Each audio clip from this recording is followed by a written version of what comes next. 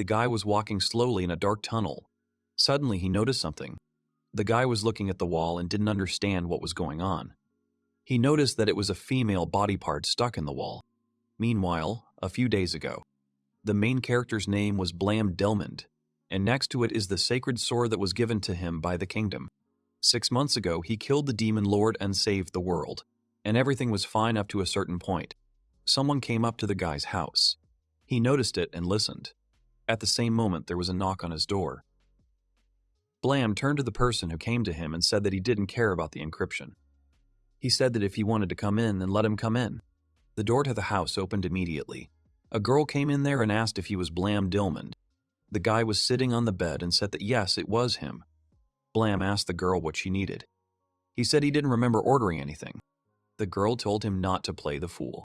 She said that he was once a great hero, and now he is an enemy of the kingdom.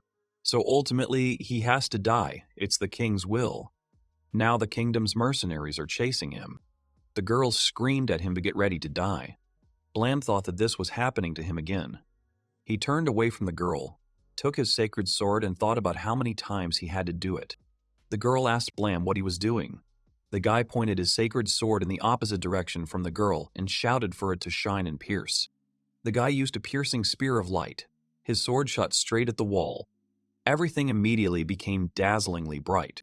The guards who were behind the wall flew far away from where they were standing. The wall crumbled to pieces. The girl looked at Blam in surprise. She thought that everything had been destroyed in front of her eyes. And all those who came to kill him soared into the air. Blam struck a heroic pose and told the girl to drop by if she still wanted to fight him. But the girl was very angry and she shouted that she would kill him and called him a monster. She grabbed for her weapon. The girl swung her sword at him, but the guy was able to deflect the blow and take the sword away from the girl. The girl was shocked by this.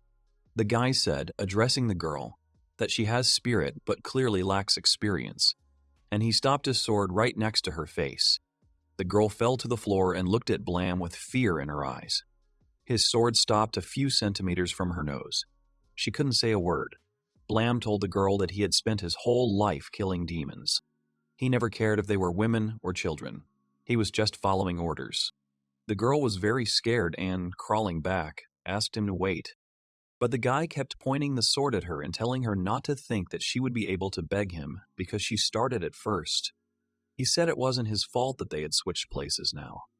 And now she's in a vulnerable position. The girl was shaking all over with fear and looked at Blam. The guy asked if she was a knight. The one who climbed the stairs and became an elite mercenary. He looked at the girl intently and said that therefore, she had probably already prepared for her death, which was now inevitable. From a strong fright, the girl could not contain her emotions and began to cry. The guy looked at her in surprise. The girl began to have a strong tantrum. She couldn't help herself and wet herself out of fear. Blam looked at it and thought that she had done it in such a place. The guy didn't understand how it was possible to wet himself from such a thing. Blam slowly lowered his sword and the girl looked at the guy in surprise. Her tears stopped. Blam thought that he didn't seem to be the same person anymore. The guy decided that he did not want to replenish the number of corpses. The guy turned back and noticed that because the girl was so shocked, she lost consciousness. He walked up to the huge hole that had formed in the wall and laughed a little. The guy said that just 6 months ago, he fought the demon lord, but now he's bullying the girls and making them urinate. This is clearly not what a hero should be doing. Blam put his sword back in its case. He looked at his house and thought that they already know about this place. But this is not the main problem. He wondered what he should do now. He said that since the king had given an order against him, they would not rest while he was in the kingdom. He thought that maybe he should banish himself from there. But no, he said that having the status of a hero, he is involved in politics everywhere. Blam thought that he did not believe at all that he could be called a hero because it was more like a joke. This status only brings problems. After all, he's not that different from the demon lord. Blam decided that since he couldn't stay there, he would have to leave the continent. His only sure choice is to head to the port. The guy thought about it and said it was too difficult. He thought it would be quite difficult, so Blam needed to come up with other safe places. He presented a map of the division of the continent. The guy thought that they were not there. It was a place far from the continent. But then he realized something and stopped the endless stream of thoughts. Blam remembered that the place where the demon lord was hiding was an underground labyrinth. Blam said that the only place where someone like him could be at peace was the place created by the demon lord. He said that even if it was sarcasm, it would be difficult to guess before that. The guy began to descend into the underground maze. He felt like he was being eaten. He raised his head up and said that if this dungeon was a demon, then he would be an idiot who jumped right into its mouth himself. He said that he had thought about it when he first came there. He kept looking up and thinking. Blam said that because back then he wasn't alone.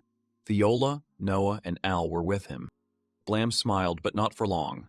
The guy thought that he was conquering this dungeon with the help of his friends. Even though it's been years since that moment, this maze is full of tramps and demons trying to kill him, and if he is not careful, he may get lost or die there.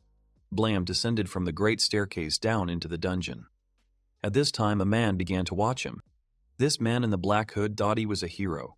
He smiled and laughed softly. He said that he was waiting for his arrival. This man asked the girl standing behind him if she was sure that this was him. The man addressed her by the name of Irene. The girl replied to him, calling him master, that it was definitely him. Meanwhile, Blam went down to the 5th underground floor. He was walking through the corridors of the dungeon, and at this time his holy sword was being sanctified. This sword can be used as a torch. He went to the wall and saw something. Blam was surprised and did not understand what was happening. He saw a female body part sticking out of the wall. Blam stared intently at the stranded girl. After a while, he turned his head and thought that apart from those two guys, there were no signs of hostile demons at all. There were a lot of little bugs. He wondered what had happened to the other monsters and other vagabonds. The guy was wondering what was going on there. Blam said it was the demon lord's dungeon, or he had come to the wrong place. Suddenly, Blam heard footsteps behind him. Blam turned around and wondered who was standing behind him. The maid of the previous demon appeared behind him. The girl asked the guy if he was Blam Dilmond. The guy assumed it was a demon. Blam can't figure out what this ex-lord's maid is doing on the lower floors. Blam turned to the girl stuck in the wall and thought. What's more, who owns this body part stuck in the wall? Blam thought that maybe it was an adventurer who was looking for minerals in the wall. Magic minerals are expensive. Magic crystals. He thought that he had never seen such traps before. The guy became very interested in which maniac invented it. Blam looked at the monsters around him and wondered what was wrong with them. The victim's right in front of them, and they don't even think about attacking. In the labyrinth of the demon lord, he expects to see clearly not such monsters. The guy was confused that the demon appears on the 5th floor, and besides, she knows his name. He couldn't figure out what was going on there at all. Blam thought, okay, he'll see if he can get her to talk. The guy spread his hands and said that yes, it was him. The girl looked down. He said he was Blam Dilmond. Suddenly, his face changed. He was looking at the shy girl. Blam watched her act. The girl raised her eyes and looked at the guy. She said it looked like he was done thinking. She said it just looked like it was going to take a long time, and she decided to take a nap. Blam fell into a stupor for a while. He said it was great then. Blam asked the girl who she was. The girl made a serious face and lifted her skirt. She asked that even if he asks who she is, how can you not notice who she is by her clothes? Blam asked the girl that she was a maid. The girl was slightly embarrassed. Blam thought she didn't seem to like it at all. The girl said that first of all, she would introduce herself. She said her name was Irene. Blam held up a sword in front of him and said that Irene was a wonderful name. He asked the girl what she wanted from him. He said it's not every day you see a demon in a maid costume in the dungeon. And he still hadn't forgotten that she knew his name from somewhere. The girl was silent for a while. She said her master told her his name and he ordered her to find the guy. Blam thought about it. He thought she was starting to talk about the gentleman. He thought that the only one that came to mind was the demon lord. But he realized that this was impossible. He was sure that he had killed him. Irene leaned over to the guy, showing her breasts, and said that he was thinking about something again. She said it was useless to do that. The girl asked the guy to be honest and stop giving her problems. Irene gave him her hand and told him that sometimes you just need to relax and go with the flow. Blam looked at Irene questioningly. The girl said that she would take him to her master with the help of teleportation magic. They will go to the 20th floor. The girl asked if he wanted to go by himself or if he would go with her. Blam thought about the girl's words and her behavior. The guy sheathed his sword and thought it looked like he could trust her. The girl asked the guy if he was going with her. The guy told her that if she didn't mind, he would really like to hear a story about her master. Irene looked into Blam's eyes and said that she did not know the answer to this question. The guy replied to her that he understood. He said he didn't understand how you could serve someone without even knowing who he was. Irene took the guy's hands and plunged into herself. The girl looked down and said that then they could go, and she immediately used teleportation magic. Blam wondered how she could use teleportation magic without pronunciation. He thought it was one of the demon's abilities. Suddenly, all the magic around them stopped. Irene was very surprised and said that she couldn't teleport without casting a spell. Irene said it was strange for her because it was her special skill. The guy thought, that's what's the matter. Blam suggested that she try to use more magic power. Perhaps because of him, it is difficult for her to teleport them. The girl thought about it. Blam said that he has a high magic resistance due to his ability, and the girl sighed heavily. She closed her eyes and tried to do as Blam suggested. And suddenly she started to do it. She said it was true. The girl suggested that she could continue. She used teleportation magic again. Everything became very bright, but after a moment, Blam was in another place. He looked back and looked ahead questioningly. The guy thought it was the same throne. He realized that this was the place where he and the demon lord had fought. The guy looked ahead for a while, but then he heard Irene's voice, who turned to her master. He turned around and saw a man in a black robe. Blam wondered who he was. Irene turned to her master and said that she had brought Blam. The man thanked her in response. He turned to Blam and raised his hand in greeting. He greeted him and said that they had not seen each other for a long time. The man was wondering how Blam was doing. The guy was trying to figure out who was standing in front of him. Suddenly he understood and thought that this voice was familiar to him. A moment later, the man in the black robe took off his hood and it turned out to be his acquaintance. Blam asked in surprise if he was El. The guy replied that it was him. It was Elva Arcanum Royce. This is his former partner, the court magician of the Savak Empire, who helped him fight against the demon lord. This is his best friend. After a while, they sat down on a large table and started drinking tea. Al asked Blam that it looked like he was still wielding the holy sword, and he laughed. The guy replied to him that even if the demon lord had been gone for a long time, it could be said that he had become something that he could not give up. Al smiled at him and told him that this was the reason why he couldn't return it to the royal treasury. Because of this, and because of that old man. He added that everyone thinks he's a villain. Blam understood everything, and he said that's why it had to end this way. Al was silent for a while, and then said that he would like things to be different too. He said the Empire was chasing him, and he had no choice but to hide there.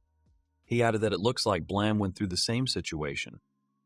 Blam thought that he had always been calm and reasonable. But then, extraordinary circumstances occurred. Al asked Blam if he was serious.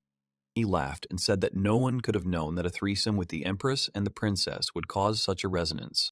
Blam thought that it was not an emergency, but an emergency desire. But thanks to this, they were able to meet again in that dungeon where the sun never shines. Meanwhile, on the 23rd floor of the Demon Lord's dungeon in Al's private room, there were little monsters flying around in Al's room. The guy approached them and asked them to be careful and eat more slowly. Blam thought that these little demons were demons. Al told him that was true. He said he uses them like carrier pigeons. Al asked the guy if they were cute, but Blam told him that they were chewing it. The guy was scared if El was okay. El said that everything was fine. It doesn't hurt, and they're not poisonous. Al suggested that his friend change the subject. He asked Blam what he planned to do next. The guy leaned on the bed and said he was looking for shelter. And that's why he came to this place. Al thought about it and said that, to be honest, with what is happening now, he understands everything. He said it meant he didn't have a specific goal. Al added that then, it might just be perfect. Al turned to Blam, spread his arms, and said that this place was unattainable for both the Empire and the Kingdom. He shouted that they would create their own paradise there. Blam was sitting on the couch and laughing. He said it would be nice. Suddenly, Al turned off his emotions and looked at the guy. He turned to him again and said that he was being completely serious. and Blam also looked seriously into his eyes. Al leaned over to the guy, and they exchanged serious glances for a long time. Blam asked the guy if it was possible. Al smiled back at him. He walked away from Blam and said that they had a lot to do to achieve a result. He said they wouldn't have to worry about monsters and traps, as they were recovering on their own. He also added that the main problem lies elsewhere. The guy said that he thinks it's better for him to just show everything clearly. The guys came up to the throne. They went behind it, and there was a long staircase down. Al and Blam climbed down from it, and suddenly there was something huge in front of them. Blam asked Al what it was. The guy told him that it was the main energy furnace. In other words, this is the heart of the dungeon. He said that the magical overpasses that carry magic all over the continent begin there. This tool collects all the magical power that the continent creates, compresses and stores it there. Al said that it gives magical energy to power the entire dungeon, including monsters and traps. This is really the heart of the dungeon. Blam turned to Al and said that, in short, he was going to build everything with this thing. And Al replied that it was.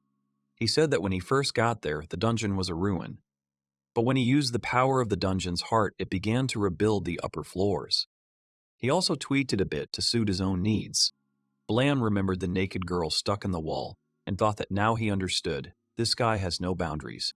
Al continued and said that the demon lord also used him to get his power. Blam said that now it became clear where she came from. Al told him that they could use him that way too. But he said they have a problem. Al said that in his current state, they would not be able to use him. Now magic is so concentrated that it has become a liquid, and its purity is too great to use. Because of this, the magic of the demons on the continent increased, and the demon lord controlled it with his special abilities. Al seemed that fortunately, over time, he would be able to learn this skill. Blam thought that this ability was created by the demon lord. Suddenly, Irene came in and said that only one person could learn this ability. She stood in front of the guys, and the girl said that it was her, the former servant of the demon lord. Blam was very surprised by this. Al asked Irene if she had any problems, but the girl told him not to talk to her like that. The girl said that she had told him that this room was outside since it was the heart of the dungeon. But this is a special place for them. Al replied that it was open. Blam thought about the fact that this girl was a servant of the demon lord. Irene said he should stop being a bore. She said she had no hostile motives. She was just a slave then. She said she was actually grateful that they killed him. Irene said that a weak creature like her would never be able to harm them. Blam asked why the girl said she was weak. He said that when he met her, he didn't notice her presence at first. He said he only noticed her when she got close. Irene replied that anyone could do that. You just need to deftly control the magic of teleports. Blam thought that even if she was adept at teleportation, he could sense that something was wrong there. Irene asked what she was talking about. The girl remembered and said that even if she learns the ability, she won't be able to use it. Al said because this magic was created by the demon lord. He said that he would have to make some preparations first so that he could use it. Blam thought about their words. He thought that this magic was actually evil. Then they will need negative feelings to use it. Blam asked what Al had said about negative feelings. Al told him that yes, it was an integral part of the spell.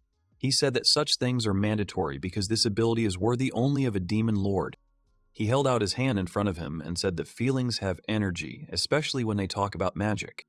Al said that the demon lord knew this and therefore created this ability and this dungeon in order to be able to obtain a large amount of magical minerals. The guy said that he seduced people with their help and caught them in his traps. He did this in order to then cause fear and despair in them. Thereby he received negative emotions, which he used to restore energy in the heart of the dungeon. Then he sprayed negative energy on the ground, and it reached all the monsters on the continent, causing even more confusion and fear in the hearts of people. Al showed the drawings and said that then they create magical minerals again and repeat the cycle indefinitely. Al smiled and said, seriously, he created the perfect scheme and no one noticed. He was well aware of people's greed. Blam also smiled and said that in other words, the fact that humans existed gave him the power he used to become a demon lord. He said it was unpleasant to think that they had been used by him and hadn't even noticed it. El replied that if it wasn't for the power of the holy sword, both sides would have fought forever without losing their strength. The fact that he has the ability to make this artifact his own, and the fact that people's minds have not changed at all since the death of the Demon Lord. It was as if everything had been prepared to fall into his hands. He said that was the reason he was there in search of this beautiful material. Al looked up and said that if he could repeat everything correctly, he would get his own paradise. Blam looked at Al seriously. El pointed at him and said that if he and his holy sword joined him, then he could get his own eternal sword. He held out his hand to Blam and asked if it wasn't wonderful. Blam squeezed his hand and said that if they followed this plan, wouldn't they become the same as the Dragon Lord? Blam also extended his hand to him. Al asked if Blam thought he was trying to do the same thing as the Demon Lord. He said that then, after shaking hands, they would sign a contract. If he ever feels that he is doing something wrong, he will die immediately. Blam thought about it. Al said that if they figured it out, then they could start solving the problem. Blam smiled at the guy. Blam thought that he had never doubted him. Besides, he thinks it will be fun to follow his plan. And so the guys shook hands and Blam said that it was good. He was with him. The world had never been kind to him anyway. Al said their contract was done. They are now officially partners. Blam slept with Irene that evening. It was a gift from evil. He encourages those who are honest with him. She was like an incentive for him and his holy sword to stay by his side. This guy is seriously prepared for any situation. With this kind of encouragement, the guy thinks he made the right decision. This little girl's name is Irene Crown. She's an expert in the field of teleportation magic. That's why she spent her whole life in prison. After becoming a slave to the Demon Lord, she thought that she would finally be free, but he always kept her close. One day, the hero defeated the Demon Lord and she became free. It so happened that without the Demon Lord's magic, Irene lost the ability to teleport to the demon world. The girl did not know at all what to do. After that, she just sat in the corner of the Demon Lord's estate. One day, someone came there. It turned out that it was a magician who helped the hero. She thought he had come back to kill her. But he didn't kill the girl, but on the contrary. He wanted to negotiate with her. The day came when Irene was after a long rest. She got up and rubbed her eyes after sleeping. She thought she understood everything. She slept with Blam yesterday. It was not only so that the gentleman could gain her trust, but she also wanted to be with Blam. He is a hero. She thought that her body was all she had, and she offered herself to him of her own free will. The guy took advantage of this, among other things. Irene thought that because of this, she spent a wonderful night with him. For her, Blam is not like Al. It was her decision to try such a relationship with him. And the girl was pleased with that. Irene thought that since she had never experienced anything like this, especially with such interesting people. After a while, El and Blam met at the throne. Al put his hand to his chest and said he swore. Blam thought it was some kind of ritual of the Sabak Empire. Al looked down and said that he was Elva Arcanum Royce. He vowed never to create conflicts with Irene Crown.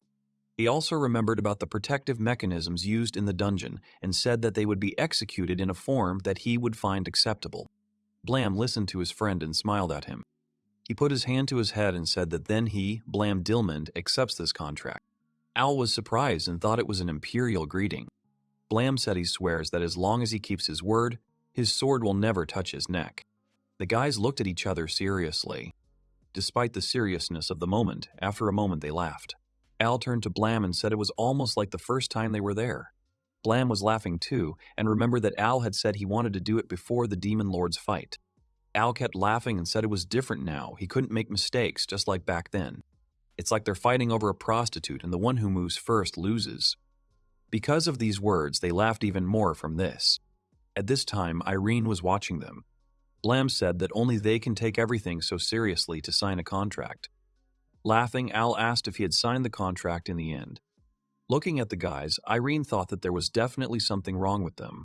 The girl came closer to them and Al said that now that they were all gathered, they would move on to the next question. Al said that to make it clear to everyone, their goal is to provide them with a comfortable and safe stay. Blam said they should still be prepared for any possible attack. Al agreed with the guy and said it was true. He put his hand to his chest and added that the Empire was looking for him and Blammo was chasing the kingdom. The guys noted that no one is looking for Irene, but they will start by saying that she is a demon, so she's an enemy to them. That is why protective mechanisms are necessary for their own safe living. The only problem is that the dungeon has not fully recovered, and it must be powerful enough to keep out such powerful guys as Viola and Noah. Al said it would take more negative energy. Suddenly, his demon flew up to the guy and tried to shout at the owner. He said that the invasion had begun. They were attacked by a female ninja. Al said it wasn't a good time at all. But still, the guy corrected himself and decided that it was not bad.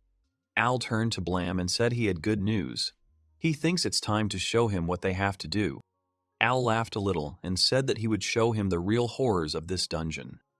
Blam thought he had a bad feeling. The guys went to the 7th floor of the dungeon.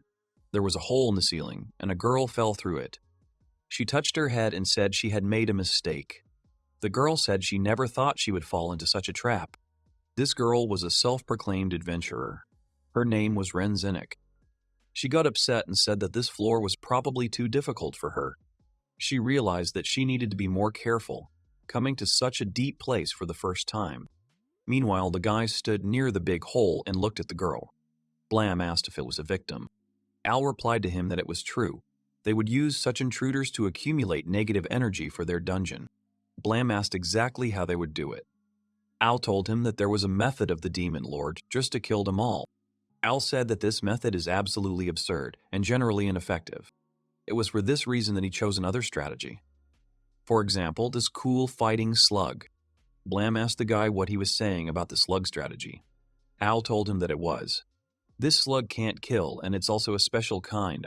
It likes dirt and sweat. Al shouted that they were starting their plan. He put the slug pot over the hole and turned it over. The slug fell out to the last drop. Suddenly, the girl started screaming from this. The girl was already sitting completely in the tub. She looked at her body carefully and thought that she had mucus on her. Suddenly, the girl seemed to feel something in her underwear. She immediately asked why he was getting under her clothes. The girl begged the slug to stop. Al looked into the hole and said she was trying so hard to get to the 7th floor. He thinks she hasn't broken a sweat in that time. Al smiled and said they'd leave her alone for now. The guy turned to Irene and asked her if she could cook something for tea. The girl replied that she would cook, of course. Meanwhile, the slug continued to make its way to the girl under her clothes, and she modestly asked him not to climb there. Blam turned to Al and asked him if this would definitely help to accumulate negative energy. The guy told him that it would certainly help. He said that shame and humiliation are also negative feelings. In addition, it is more effective since they are caused regularly. He said the most important thing was to make her heart give up. He said that the process of corruption will give even more energy. The more debauchery, the more energy they will get. The guys looked at the girl carefully and noticed that the slug was slowly absorbing everything it liked. He slowly dominates her, making this humiliation a long and wonderful process. He wins her heart through humiliation and shame. Meanwhile, the girl kept asking the slug to stop. Al said that it would certainly take longer than if they used the Demon Lord's method, but the amount of energy release would undoubtedly be greater. After a while, the slug continued its work, and the girl all the while asked him to stop. She said she couldn't stand all these things that had been done to her anymore. Suddenly, the girl screamed violently. Al found a small box, and he said that after all this, he keeps the negative energy inside this magic box. That's how he gets magical energy. The guy saw that a lot of energy had gathered in the box, and he said that it looked like she had experienced a lot of shame and shame. Al closed the box and sealed the energy in it. The guy asked Blam what his impressions were, and he also said that he wouldn't have to clean up the corpses. Al cheerfully said that he had always dreamed of such a place. He said, smiling, that it was an erotic dungeon. Upon hearing this, everyone was shocked. Meanwhile, Blam exhaled. He thought he was right about something. The fewer corpses, the better. Meanwhile, a new girl was trapped in the dungeon. It was the warrior Hilda Lawrence. Demons kissed her breasts, and she suffered from it because she was very ashamed. Hilda could no longer bear this shame, and the girl fell unconscious. Al turned to the demons and said that they had done a good job, and he called them babies. The guy approached the girl and opened a box for taking negative energy. It's been about 10 days since he came to the dungeon. Right now, he is also learning how to collect magical negative energy from uninvited guests, and he is starting to get used to living there. Blam picked up the girl and said that he would take this girl back to the entrance. He was followed by Irene, who said she was too bored. The sad-faced girl said she was joking. She suggested that the guy go ahead and do it, even if it's boring. Al joked that he had assumed the title of a former hero living in a dungeon, but he was wondering what he was doing there at all. Blam told the girl that, of course. Irene said that, yes, she uses teleportation, and at the same moment, the girl used the magical teleportation ability. They found themselves on the 25th floor in the dining room. Al was holding fresh pastries in his hands, and he told Blam and Irene that it was a good job. He said that he had just prepared everything for dinner. They're having a feast today because they were able to replenish his supply of ingredients. Blam asked the guy what it meant to replenish. He remembered and said that with the magic crystals they had collected there, they didn't need to buy anything. Al told him that was true. As soon as Blam started eating the food, Al turned to him and said that he was doing it wrong. Al said he needed to wash his hands first. He should also say thank you for the food. Irene thought he was just like his mother. And after a while, the plates became empty. Blam sprawled in a chair and said he had eaten too much. The guy thanked Al. Al turned to him and said, "You're welcome." There was a box next to Blam, and Al noticed it. The guy turned to Blam and asked him how their work was going and if everything was going smoothly. Blam thought about it and picked up the box. He opened it and said, "That's what they got." Al was shocked by what he saw. He threw all the plates and shouted that it was amazing. The guy said that he had exceeded all his expectations. With this, they will be able to process more magical energy. Irene caught all the plates and Al said that it was fine, then let them take advantage of this opportunity immediately. They should level up immediately. Blam, with a serious face, asked what level increase he was talking about. Al told him that wasn't it obvious. Meanwhile, several people were climbing the stairs of the dungeon. They passed through its corridors, and at the same time Al stood near the magic ball and said, "Evil in the midst of darkness. Power among the reckless gods. His victim is there. Let him eat it. He gives it all to him. Anyway, let him stay with them. Immaculate creations, naive creatures, innocent creatures. Outstanding creatures, may they color them all in endless darkness. And let the darkness come to them." Immediately, the energy furnace began to turn black. Al turned to Blam and said it would have taken about 2 months, but thanks to Blam, they were able to accumulate it all at once. Blam replied to him that he had taken on an ominous color. The guy asked if he really should use it. Al asked that he was asking him if pure and beautiful magic was suitable for vulgar people. And yes, if the magic power is at least slightly corrupted, then he will not be able to process it. Blam replied that it was clear to him. He asked Al how much more they needed to do to turn this dungeon into a paradise. The guy replied that so far, as long as they continue to rebuild, and this place will become a paradise. The percentage of traps that don't work is terrible on the 20th floor and those next to it. With this, they can fix everything. Suddenly, Al felt dizzy and fell right into Blam's arms. Al smiled, looked at Blam and started apologizing to him. He said that yesterday he was obsessed about the erotic trap, so he didn't sleep very well. The guy was looking at Al, but then he abruptly turned his gaze away. Blam thought it was a skill created by the demon lord, and of course, there is a risk when you use it. But there's no way a magician of Al's level wouldn't know that. Moreover, he said that he wanted to turn this dungeon into a paradise. Blam held Al and told him he was hopeless. He asked the guy if he could help him, and Al thanked him for his help. Blam wondered why someone who is basically a hedonist would go so far. He doesn't know if that threesome is true or not, but he doesn't think the Empire will bother and pursue him just like that. He thought something else was going on. At least, as a mage serving the Empire, he wouldn't run away for no reason. Blam said that. Well, he hoped he would reward him well for that. Al laughed and told him not to be too hard on him. Blam paid attention to the teleporter. Suddenly, Irene appeared not far from them and she began to shout Mr. Blam's name loudly. She started running to the guys and said that she had received a report from the guards saying that the violators had committed. The girl saw that Al was hanging on Blam's arms. She asked her master if he was all right and if he was feeling well. Al told her that yes, everything was fine. She can keep telling them about the report. The girl remembered what she had said about the uninvited guests. She said it looked like they had come for more than just magic materials.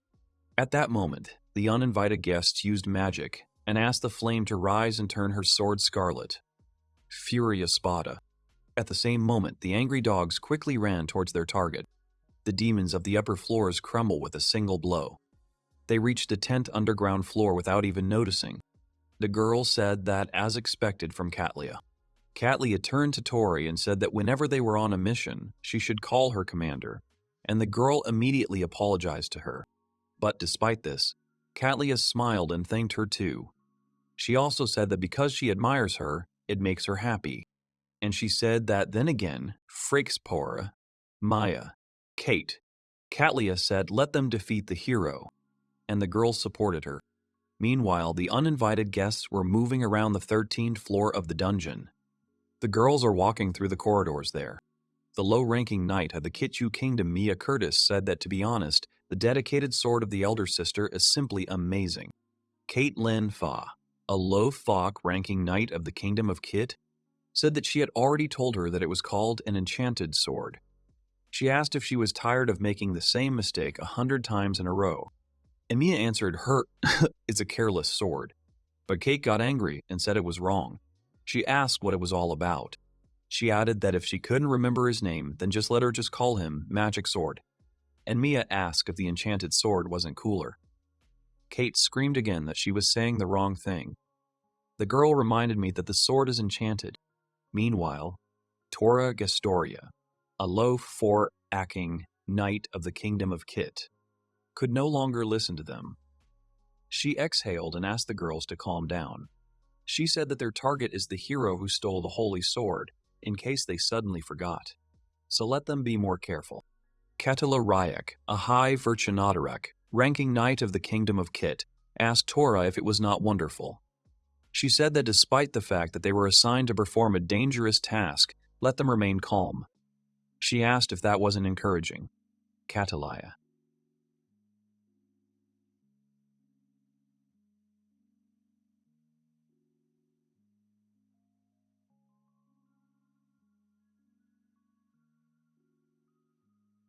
Catlaya, and Tora told her what they should do.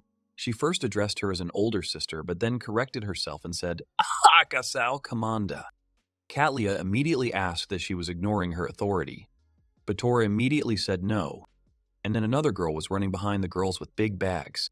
It was Frederica Parm, a knight of unknown rank of the Kingdom of Kit. Catia said she was falling behind. She said that she was highly ranked, but before she could finish, she immediately corrected herself and said that no, it wasn't true, and she laughed at the girl. The girl said that Frederica couldn't kill Blam, and she was demoted to a low-ranking knight. She said she had almost forgotten about it. The girl repeated again, OFA8 subwife. Frederica is a low FA8 subwife, ranking knight.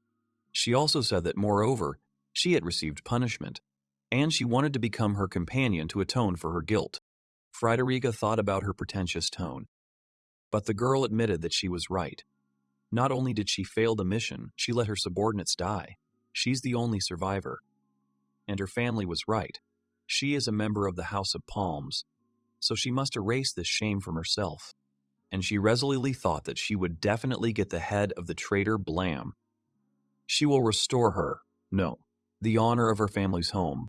Frederica followed Catia and thought that she would show her. Meanwhile, the demon was watching the girls. He was transmitting through his eye the picture that Al and Blam had seen. Blam said it was the armor of the Night Kingdom. He said that before he got there, he spent the night in Henkel, and he planned to stay in the same house without attracting too much attention. But someone sniffed it out.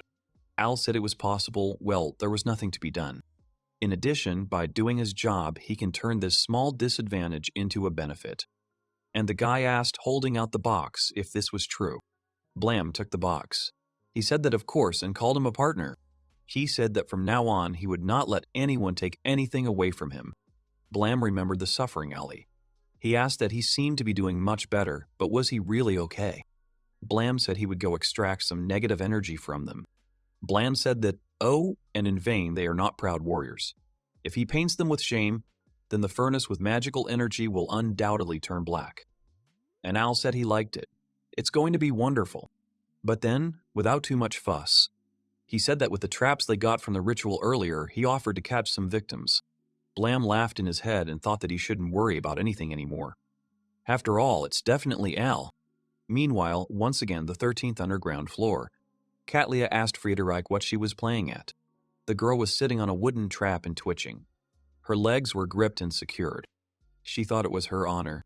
Catia looked at the girl and asked if she was serious. She said that as soon as she left her in the vanguard, she immediately fell into a trap. She has no words. And Catia thought she was the one who brought her to him, though.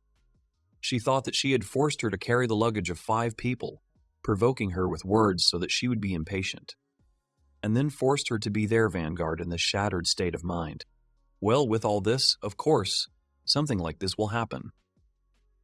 Kate and Mia stood and watched Frederica, and Mia told her not to stretch her legs, and Kate supported her, saying that it was true. Catia saw the guidance and turned to Ara and told her that it seemed they could bring her back to reality if they splashed water on her. But even so, they will waste their supplies, so she'll have to wet herself. And the girl continued to sit on the trap, and she said that she would never do it. And then Mia came up to her and told her to do it already, because they didn't have time anyway. And she demanded that she get off quickly. Mia hit the trap and told her to do it. Mia continued to hit the trap, and Frederica suffered and said that she was shaking. Meanwhile, Catia was watching this and thought it served her right. She thought that she was just a girl who had achieved a high position thanks to her family. At least that way she'll know her place. Catia leaned against the wall. She thought that, at least according to the information they received in Hinkle, the nature of the dungeon seems to have changed from murder to humiliation. And it seemed to be true. Most likely, the dungeon ruler has returned. Catia doesn't know if it was Blam or not, but there is no doubt that the ruler is a human being. Moreover, he must be a sadist, just like her. Catia thought that otherwise, he wouldn't have come up with traps just to humiliate a person. At this time, Tora was watching and observing Catia. The girl thought that the murder of Blam was in case of success of this mission issued by His Majesty's command. The eldest sister will become the first female leader of the knightly order, and it will no longer be just a dream. With that said, even at such an important time, she still allows her predatory fetishes to arise. And so Tora ran to Era and realized that there was no other way. She took a bottle of water and thought that for the sake of this mission, and also for the sake of the older sister, and in the same second she watered the trap so that it would free the girl. Everyone was shocked by this, and only Catia looked on with a sad face. Tora stood in front of Catia and, turning to the commander, told her OHEsh. With all due respect, she doesn't think they have enough time for such things in such a situation. And even the fighting power of Palm, a low-ranking knight, will be useful. And if she gets even more exhausted, Catia told her it was Tora. She asked that she knew that she was an indispensable knight for her. However, she said that like in chess, no one wants to have a piece that will jump around and do whatever it wants. And Catia asked Tora if she didn't agree. And then the girls looked at each other. The other girls were also watching them. Catia said she shouldn't worry, even if she always hated the boomerang rule. If it's none other than her. Catia said she must have done it for her, so she forgives her. But only this time, and Tora exhaled with a sad face. Ara came up to her and hesitantly said that to her, due to her mistake, the girl did not have time to finish, and Tora asked her not to worry about it. The girl said she didn't do it for her, but Ara told her that it didn't change the fact that she had helped her, and she asked me to accept her gratitude. Tora turned and looked at Frederica.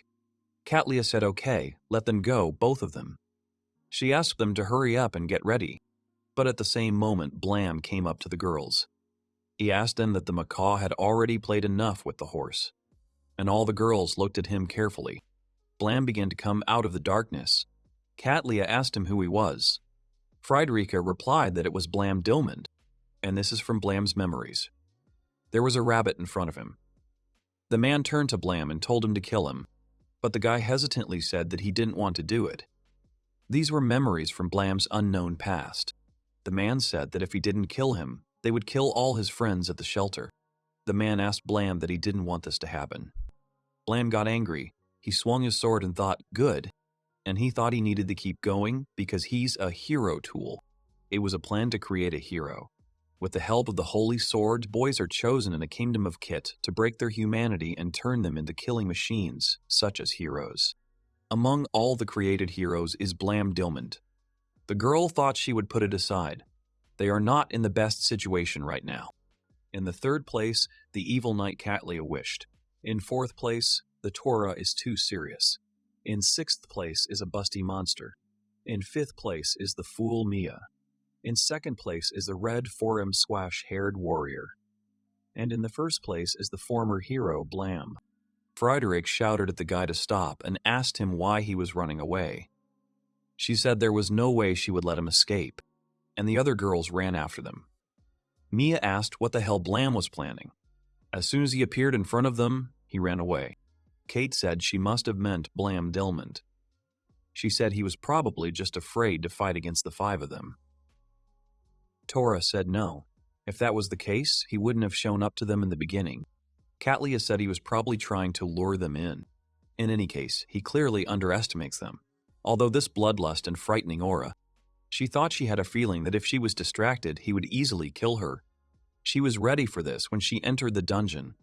But his hero title is not just for show. She thought that this did not mean that she had no chance of winning at all. After all, she has an enchanted sword.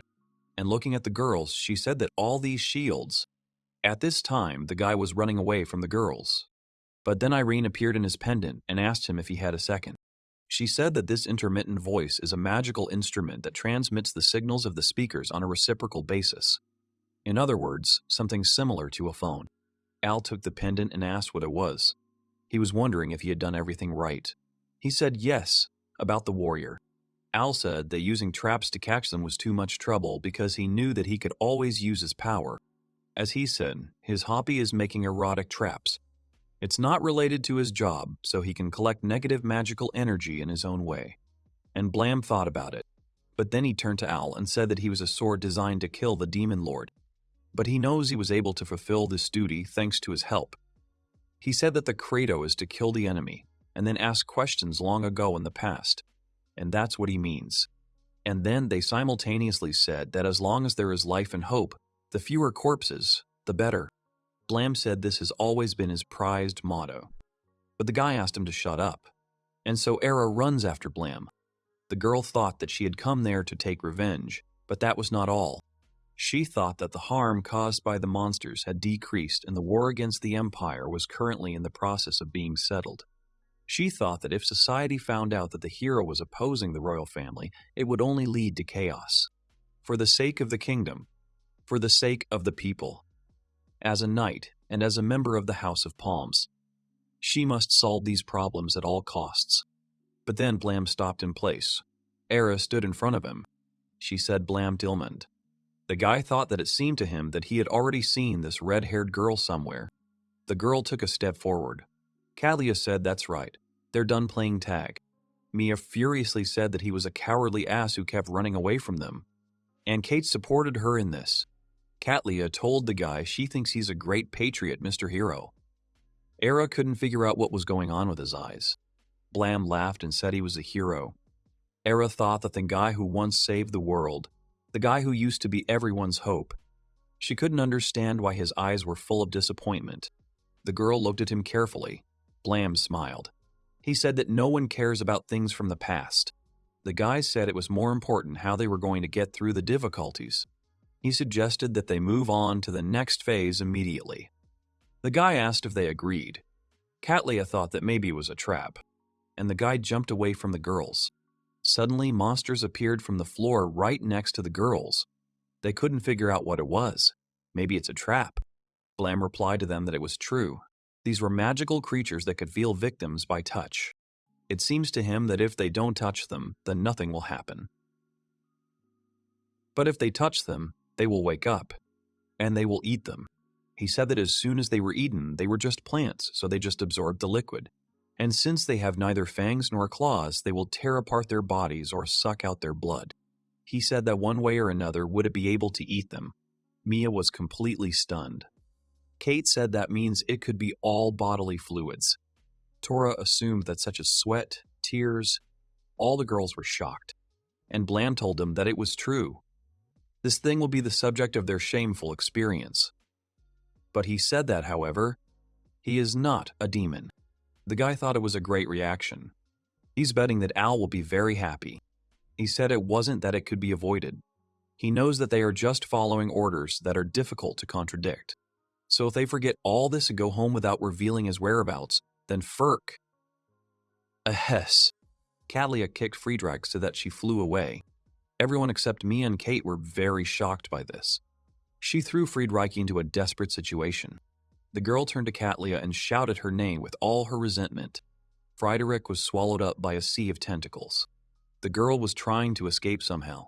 She screamed at him not to touch her, and for him to stop.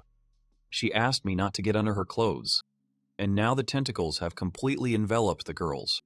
Catia said it was as she thought. It's just a plant without intelligence. It is like a plant reaching for the light. As long as there is a bait in front of it, it will go to it no matter what. Leaving a gap. The guy made a serious face. Catia said that it was fine, they went. She said that a low-ranked knight sacrificed herself for their survival. It would be indecent if they wasted this opportunity. Mia said that as expected from Catia. But suddenly Tora called her sister. She said it didn't matter how she looked at it. Catia turned to Tori and said that she needed to look at things sensibly. I had no choice but to get into trouble with a low-ranking knight, or go through and defeat Blam Dilmond. Catia asked which of these she thought was more important to them. Tora hesitantly began to answer. The girl clenched her fists and apologized to the low-ranked knight and said that they would rescue her as soon as they completed their mission. Catia thought that now might be the time to take care of Tor too. Well, she probably won't survive the battle against Blam Dilmond. Catia turned to Blam and asked if he would finally keep her company this time. The guy thought that the last thing she could do was work and die for her. The guy told her that he didn't like it. He said they were doing business just like those bastards from the royal capital. He said he was sick of it. Catia said, God. He's a hero, and he talks like a baby. She said it was so unexpectedly sweet, and she likes this childishness. But then Blam told her to shut up. He began to draw his magic sword. Catia thought that here he was. The guy started running at the girl, and he said it was her malice. But the girl stood calmly and smiled. The guy looked at the girl questioningly. The other girls also took out their swords, and Mia said that she would not let him go to Catia. And the girl called him Blam Dilmond. Then Kate turned to Mia and told her that she was a fool.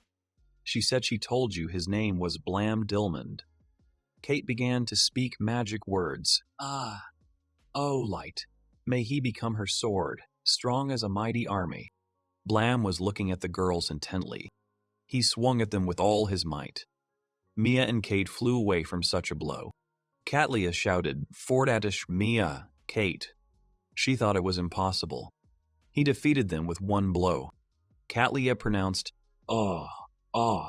Furious Spada, and her sword changed. Blam laughed and said, ugh, an enchanted sword.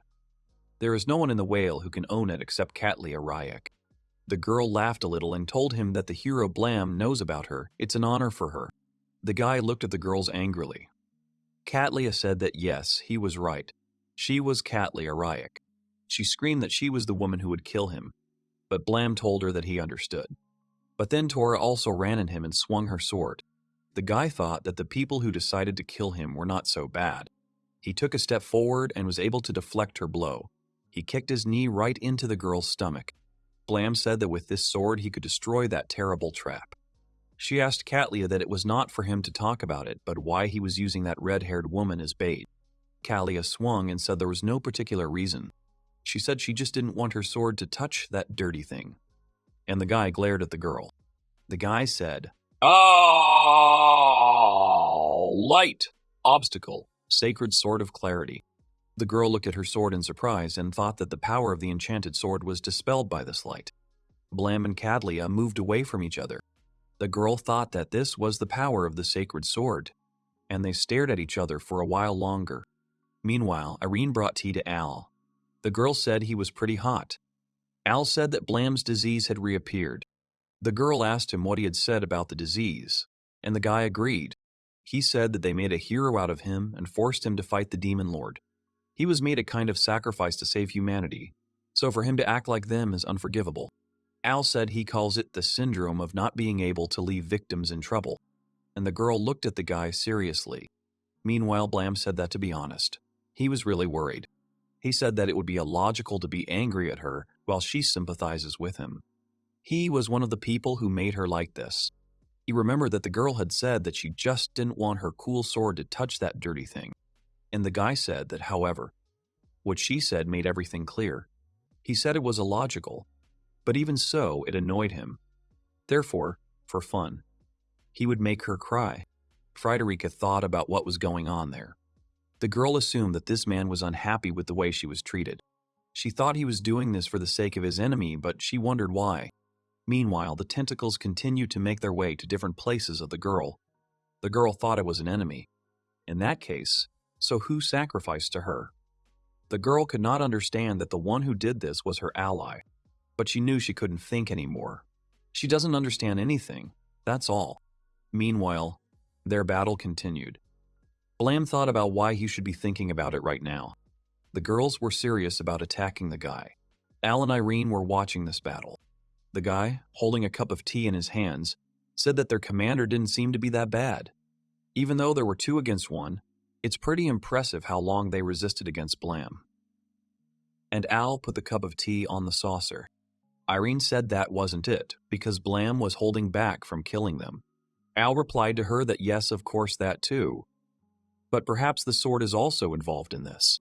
He said that as she already knows, Blam has an ability, magic resistance.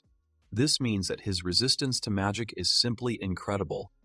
He said that, respectively, magic attacks, healing magic, and, of course, teleportation magic. All magical effects for him are reduced by half. But this ability only works on the outside of his body, and it doesn't work inside him. There is no magic resistance inside. Irene thought about it. The guy said that it means that a sword enchanted with lightning magic, if it pierces the body with a dissecting or penetrating blow. Even for Blam, it would be a mortal wound. The girl was very upset by this. Al held the sheets of drawings in his hands and said that was why he was careful with counterattacks. And he doesn't try to mindlessly attack, because he realized that she is stronger than the previous ones. Al was watching the battle. He looked at Catia carefully. The guy thought that besides that, she was really smart, and attacks only when he can use subordination as a shield. Most likely, she keeps this girl as her pawn, which she can get rid of at any time. In other words, she is a victim. And that must be infuriating for someone. Blam immediately said, "Oh, white, light, OH, if an explosive spear of light." Blam thought he wouldn't get in. He uses this blow as a feint. The girls were slightly afraid of this blow. And the guy decided that he would start over. And so they look at each other. At the same time, Catia looks out from behind Tori. The guy thought that the more time passes, the more he hates her. He thought that yes, damn, it might be stupid. But he decided. He's not going to kill this stubborn girl. He decided that he would only hit that evil woman and wipe that smirk off her face. The guy was getting ready to hit. At this time, Catia thought that Blam was better than she thought. It seems to her that they have the advantage now. But it's better not to delay it. She realized that the enchanted sword deals strong attacks, but because of this it quickly loses its strength, and she doesn't know how long he'll last. She thought maybe now was the time to do it. And then Blam and Tora began to fight together. Blam thought he was curious that Catia wasn't attacking. The guy assumed that she was up to something. At this time, the girl was standing behind the Tora. The guy saw that Catia was using magic. He thought that she was gathering the power of the sword at its tip. And then he thought, Voramauer and Edan. Not that. And then Catia smiled maliciously. She thought that this was her secret weapon. It allowed her to shoot magical energy with which she enchanted the sword. She shouted, "Oh!" Explosive descent. Let them both die. Hearing this, Tora turned and looked at Catia. She asked with hope in her eyes how this was possible. This can't be happening. But Blam took advantage of this moment and she hit Tora and she flew away. Catia shouted that this was how far he was willing to go. But then the guy noticed that something was flying towards him, and he was immediately struck by a magical blow. Catia laughed and thought he was caught. Al was looking at it and he said this could be the end. Irene looked at it sadly. She clenched her hands in fear. The girl was worried about Blam. And the guy remembered again how a man stood over him and said that the demon lord was a master of magic. If he dies from magic of this level, then he is useless. They continue. They are not allowed to stop until the sword is ready. The guy was in pain, just like muscles grow from exertion. Magic resistance also increases when magic is applied to someone. Except those bastards did it to him, using magic to almost kill him, and then to heal him again. They did it every day, thousands of them. Tens of thousands of times. The man looked at Blam with hatred. Meanwhile, Blam and Catia exchanged glances. Blam started to get up and said it was a curse. It hurt. Al and Irene smiled at this. Al said that it seemed to him that the enchanted sword had not released enough energy. It's not enough to defeat their Blam. Catia looked at the guy and couldn't believe her eyes. She said it couldn't be. There was enough energy there to instantly kill even a tiger. The guy laughed and said that he might be weaker than a tiger, but he was able to defeat the demon lord. And now that she's used up all her energy, and then the guy pinned her against the wall. He thought that now she would no longer be able to defend against Blam's attacks. It seems that Catia has finally been pushed against the wall. The consequences of fighting with female knights. It was hard for Irene and the demoness Akin, Imph, and they sat on the floor and said that it was calm. Calm. Irene thought that Blam had gone to help the victim because you can't leave the victims alone, and Frederica said she couldn't get out of the tentacles. It is also a mandatory punishment to collect negative magical energy. In this case, you can leave it to the magic leeches. Magic leeches are also known as suckling worms. They survive by feeding on mammalian mother's milk. They attach themselves to the victim's chest and give her pleasure by sucking milk. And so Tora, Mia, and Kate were hanging naked on the wall, and leeches were hanging on their breasts. Catia couldn't understand why these worms felt so good, and Mia turned to Kate and asked her to do something about it. But Kate answered her, asking her not to ask for anything impossible. She said there was nothing she could do. After that, Kate blacked out. Irene was watching the girls, and then she looked down the long corridor and she became interested. What's going on there? Blam was standing in front of Frederica, who was sitting naked on the floor in front of him. He thought that since the tentacles had evaporated, it meant they had finished feeding. So in other words, that's what happened. The task has failed. Blam looked at the girl and thought that she understood. She was sitting on the floor completely depressed. It seems to him that he knew her from somewhere. She's one of those female knights. Blam thought that even after going through all this, she had come back for him. It's pretty bold, but then Al turned to him and he asked Blam if he could hear him. Al apologized to the guy for interrupting, but he asked me not to forget to extract negative magic from it. And then Blam looked at his pendant. He remembered the box of negative magic. Blam asked if she would be okay if he started removing her when she was like this. He said she would be a nuisance to him if she died. But Al told him not to worry. The guy said that, as he said, negative energy is created in the process of changing emotions in a negative direction. But the process itself does not change her heart and mind. In other words, he said that energy harvesting would not affect either one or the other. But then a black mist appeared around the girl. The guys were carefully watching what was happening, and then Blam shouted that something huge was coming out of her, and Al told him yes. He said it was the first time he had seen such an amount of energy coming out of one person. Al said that actually, this amount of energy is bad. The fact that so much energy has gone out of her suggests that the protection of her mind has been greatly weakened. He thinks her heart is breaking. Al noted that her heart was probably made for something. Blam was looking at the girl intently, and then he imagined himself sitting on the floor instead of her. But at that moment, Blam turned to Ada and he asked to tell him that this girl... But Al interrupted him and said he probably thought he couldn't leave her because she was being used as a victim. And Blam thought yes to the point. He got very angry. But he soon relaxed. Blam spread his hands and said that okay, he would admit it. The guy said he knows he doesn't like all this stuff with victims, sacrifices, and heroes. And he has personal reasons for that. Al smiled and said what to add to this list of heroes. That's all he is. The guy said that, well, since he's honest, he thinks they'll figure something out.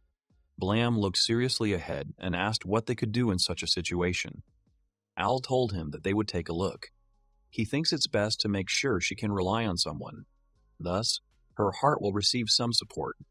He said that he could say a few nice words to her so that she would feel better and start relying on him. So let him go and seduce her. Blam wondered if he was going to seduce her. Blam said that as far as he was concerned, it was disgusting. But he said it sounded like he was going to brainwash her. Al told him he was talking dirty, and he said he seemed to be blushing. But Blam replied that it was not a compliment. He asked him to be faster. Al told him that he knew how the victims felt, so it was a no-brainer for him. And Blam wondered what he thought too, that he was brainwashing her. Meanwhile, Blam approached Frederica. She sat huddled up and stared at the floor, and then the guy threw a jacket over the girl. Frederica looked at the guy. She asked uncertainly that he was a Blam Dilmond. But the guy said he wanted to help her. He immediately remembered his situation when he also wanted someone to help him. Frederica asked why he wanted to help her. She said he was her enemy. Because of this, the girl did not understand Blam. But the guy replied to her that this was not due to the fact that he was an enemy or a friend. He said that this woman, Catia, she put her through all this, and he won't forgive her for that. And Blam remembered his situation again when he wanted someone who could stand up to them. And then the girl timidly replied to Catia, but she stopped talking. And then Blam said that he might be her enemy, and he thought he wouldn't care who it was. The guy confidently and loudly said that he was her ally. Blam thought he just needed someone to be his ally. The girl looked at the guy in surprise, and Blam smiled at her. But Frederica thought about what he was saying. The girl assumed that everything happened because of him. Is he an ally? He set all these traps, and now for some reason he wants to help her. He betrayed the royal family, and because they failed to kill him, she cannot forgive Catia. And then the girl remembered and thought that it was true why he hadn't killed her that very time. She thought he was angry at her before, and then she understood. She smiled and said that he was kind to her. Blam thought, God, it looks like he's managed to keep her out of danger so far. But it's not his at all. It's worse than Catia's magic. Blam asked the girl what her name was. He asked that she didn't tell him her name, if she remembered. And the girl hesitantly said that her name was Frederica. Blam said it was a cool name. The girl asked him if it was true. But then he thought of Palm's name. The guy assumed that he had heard that name somewhere before. The man who turned him into a hero killing machine. The man who almost burned him to death, leaving him half dead. The man who tried to kill his family. A man for whom his hatred is incredibly strong. And then he got angry and said that maybe she was related to Van Sleef Palm. And the girl replied to him that yes, Van Sleef Palm, this is her father. Blam couldn't believe his ears. The Palm family is a sword that protects the kingdom. They are the most prestigious aristocrats of China, and their head is Van Sleef Palm. Blam was very angry, but then his head hurt very badly and he grabbed it. Frederica was scared of this and she asked the guy if he was okay. The guy replied to her that yes, he was fine. He apologized to her and asked her to turn away until he calmed down. And the girl said that it was fine now. He was looking at her with evil eyes and he thought he was going to kill her. The family that made him worthless. No matter how many of them he kills, it will always be not enough for him. She is his blood, his successor. This woman, he's going to kill her. Blam swung his sword at her and thought that he would kill her. But then Al asked him if he really wanted to do it, and Blam stopped. He began to tremble and listen to Al. He told Blam that, of course, he was also aware of the Palm family and their connection to it. Therefore, if he kills her for his relief, then he won't blame him. No one can blame you. And Blam asked Al that he didn't want it himself. The guy asked if he was right. Blam lowered his sword. He sat down and began to think. Looking at the girl, he thought that it was right if he did this to her. The guy stopped his train of thought and told him to get ready. He thought that corruption is not inherited. For example, even though she belongs to the Palm family, she's just an idiot who couldn't kill him. If death was just an expression of his anger, then she wasn't to blame, and Al thought that was good. How troublesome and kind-hearted he is. After that, they left the tortures intended for Catia and the others to Frederica. Irene said that she thinks that if she has some kind of goal, it will help them to restore her heart faster. Al thought that if they were punished by the one they used, it would be much more effective. Blam thought that he was 100% sure that this was the true reason. Meanwhile, Kate saw on the wall. She was scared when she saw Frederica. She said she didn't understand why she was with him. Mia called her a bitch too. She asked her to move and help them, and called her a creature again. She said she didn't know what she was planning, but she believed she had betrayed them. And then the girl looked at Catia. Catia asked what it meant. She became the mistress of this square-headed man. She said the two of them fit together. Frederica replied that it seemed that someone had betrayed her first, and if she didn't have these disposable subordinates, then her face would still be so proud. And then Catia said that, look, the girl is baring her teeth. But the leeches continued to cling to his chest. Frederica stood and watched her, and she smiled. And Catia lost consciousness. She went up to Catia and told her that yes, she liked her grimaces. She said that it was good, since she had done so much, she would thank her for it. Frederica looked at Catia, and she said she seemed to really like this worm. Frederica said that if she remembers correctly, when they feel a bulge, they stick to it. Information about magical leeches, they will release the victim if you press on their stomach. And Frederica took one leech. But Catia is still out cold. Frederica said that in that case, let her add another one. Catia woke up, and Frederica added that there was a bulge in her lower body. And then Catia screamed and asked her to stop. She begged her. She said that if she did that, she would go crazy. The girl asked her to stop. She begged her. Catia immediately apologized to everyone. But at the same moment, Frederica attached one of the leeches to the lower part of Catia's body. Thus, Frederica. She continued to punish these three girls. She went up to Kate and also punished her the way she wanted, until their hearts were broken. The girls tried to cope with their feelings, but they couldn't do it. They were writhing in handcuffs attached to the wall, and a huge amount of negative magic. It was squeezed out of them to the last drop, filling the box. And it seems that this trio of female knights have been punished to the very limit. The first underground level of the dungeon near the entrance. And then the monster saw the exhausted girls. But suddenly someone's footsteps were heard along the corridor. It was Blam, and she was holding one of the girls. Blam said that carrying people back and forth is quite a tedious task. Irene asked that even he sometimes whines about something like that. The guy replied to her that he had received an electric charge capable of killing a tiger, according to Catia.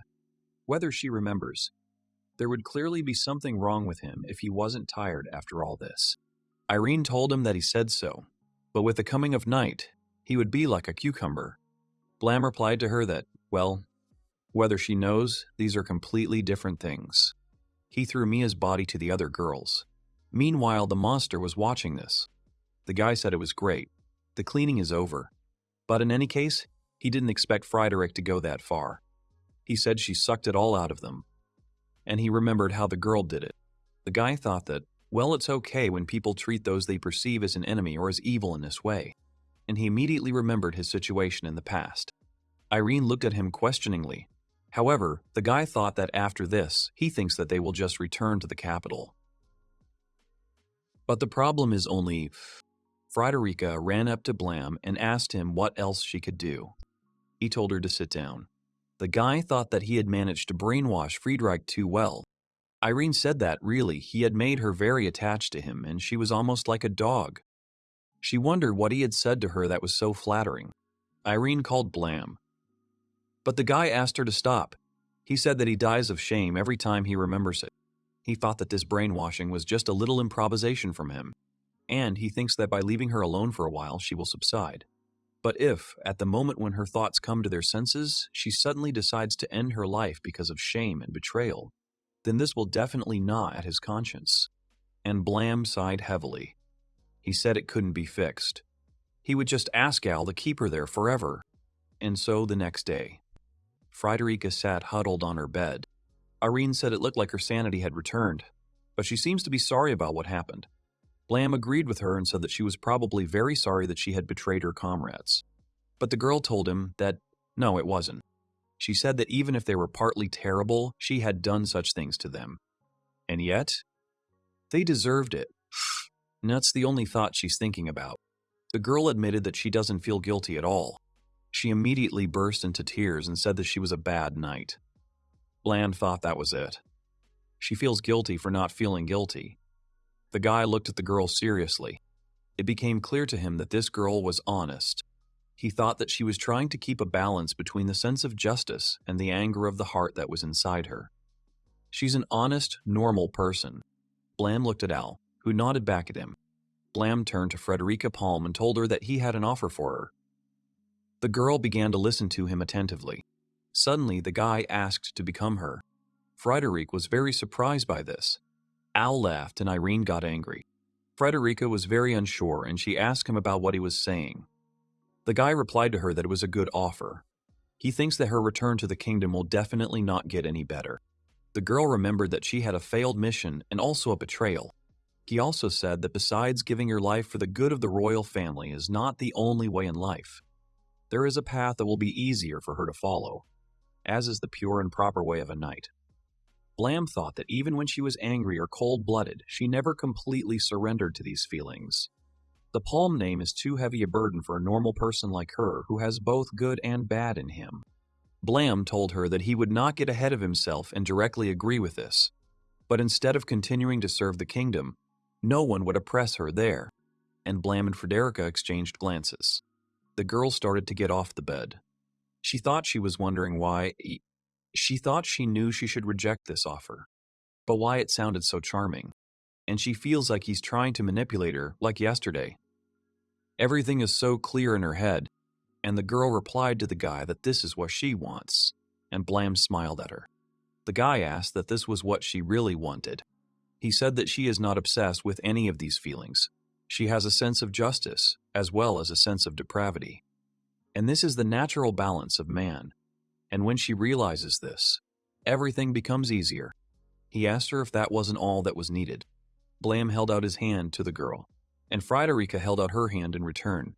She said yes, it was possible, and they shook hands strongly. Frederica turned to Blam and said that his hand was so warm. The guy was surprised by this. Irene and Al also had a little laugh, and Blam blushed slightly. And so, after a while, Blam and Al were walking down a long corridor.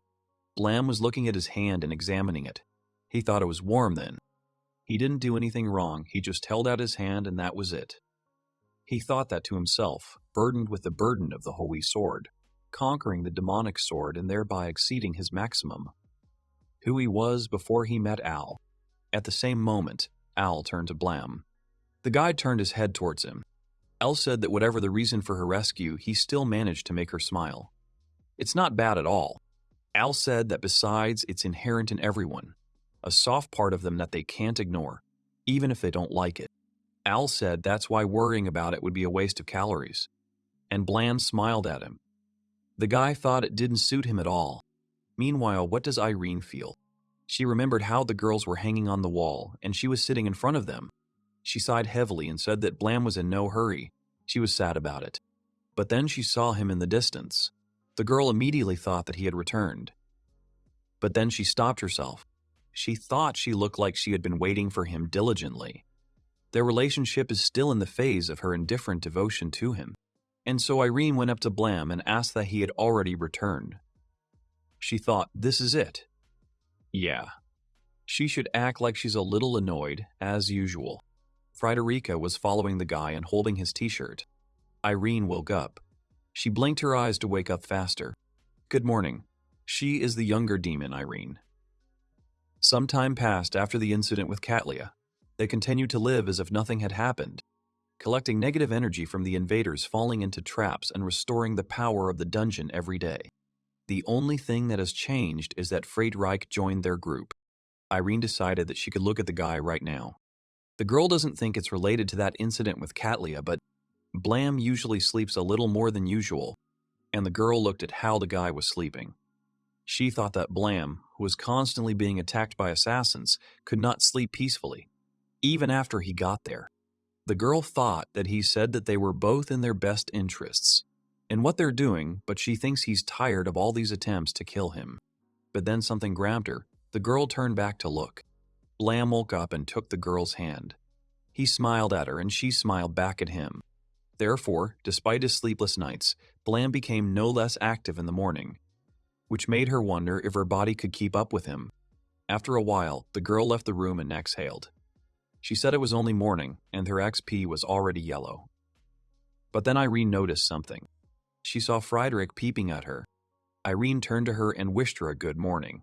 Frederica also wished her a good morning in response. It seems that Frederica is also used to their daily routine. Frederica asked the girl how Blam was doing. Is he still asleep? Irene told her that Blam had decided to take another nap. She asked if they had an invasion again. She recently started working with Blam as an assistant, and Frederica told her that she didn't. She said she just wanted to know if he wanted to have breakfast together. But then the girl got excited and told Irene to wait. It's not like that. Let her forget what she said. Not that Irene was jealous. But she convinced her to go with her when Blam was taking a bath. And so they went to the guy taking the bathroom. The girls were completely naked.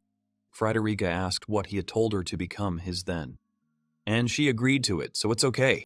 And then Frederica asked to make her his girlfriend. The guy thought that in general, he meant something like, let her become his assistant, or let her go over to his side. But he couldn't make her feel any more uncomfortable. Irene turned to Frederica in a whisper and suggested that she try again. The guy thought that besides there was no problem. It was Irene's idea. And now Blam was already spending time with Frederica. The guy thought that after he realized that she was a virgin, he wanted to wait a bit. But he thought that was wrong of him. Irene turned back to Frederica. She told her that instead of eating breakfast, why didn't she offer him to eat hers? But Frederica hid her face in shame and asked Irene what she was saying. She asked that she was Blam's girlfriend, and Irene laughed a little. Frederica blushed and looked at the girl. She asked Irene to answer the question that she had thought about it before, but why she was trying to get her to do it with him. She asked that she was his girlfriend. So wouldn't she like all the other girls to stay away from him? Does she want to keep it just for herself? Irene thought about it and said that she would not be able to become his partner with such a mindset. The girl admitted that now she alone is no longer enough. And so she thought about how she could lighten her burden. She said she felt like her body wouldn't be able to take it anymore soon. Besides, she owns only half of Blam Dilmond. And at the same time, he also owns only half of it. This puzzled Frederica. Irene said that they both decided that they would not be able to master each other completely. So it turned out like this.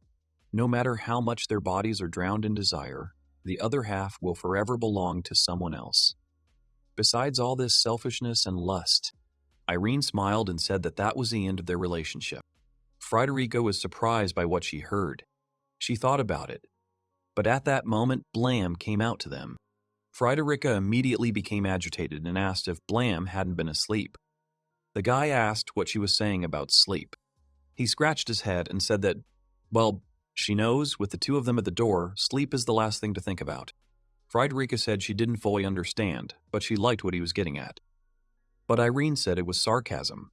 He meant that they are very loud. Blam said that whatever it was, it looked like it was fate that they woke him up. But then suddenly they saw that a demon was flying towards them. He was screaming Ansol Quaisek, a victim. Woman.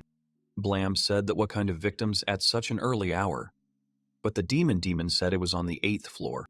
Blam took his sword and said that it looked like he would have to work before breakfast. Frederica is amazed at how Blam uses the ability of the sacred sword, the burning blade of light, to warm up his bathroom. And here it is on the 25th floor of the Demon Lord's labyrinth, in a room with a core. Al held out his hand and asked to come. His master is there. He needs more of his strength. The guy was standing in front of the stove. With the help of core magic, he would be able to increase his strength. But he's doing the same thing that the Demon Lord did to achieve his goals. But then it got hard for the guy. He thought, damn, this time is more difficult than last time. Well, he thinks that because of the amount of magic powers he asked for, he probably got a little greedy. But this is an indispensable condition for creating his paradise. He thought that he would make it. He would definitely make it. And he imagined Beatrice in front of him. He remembered the girl sitting on the window and looking into the distance. Meanwhile, people were standing near the entrance to the maze and shouting. They were standing near the entrance to the Demon Lord's dungeon from the Empire side. The Demon Lord's underground labyrinth is located on the border between the Kingdom of Kit and the Zavak Empire and has exits in both territories. The first fighter of the Zavak Empire is Roy Harlan and the two Forgebalth Teeny, and Tedded Swordswoman of the Zavak Empire is Mary Harlan. They were shouting and laughing loudly. At that time, the Javelin Forge Jalajeperer of the Zavak Empire, whose name was Kairos Rodley, was looking at them. He turned to the boss and told him that he was telling them that it was strange. Roy turned to him and asked what he said about their laughter. Kairos replied that he did not. But he thought that although he was also strange, Roy continued to laugh out loud and said that it was a tradition of the House of Harlan, Ashoe, their sacred battle ritual. Mary supported him and said that was for sure. A loud growl with mocking laughter, all to humiliate the enemy. That's their style. But Kiro said he wasn't talking about laughing. He's talking about a mission. Roy and Mary stopped laughing and looked at Kiros.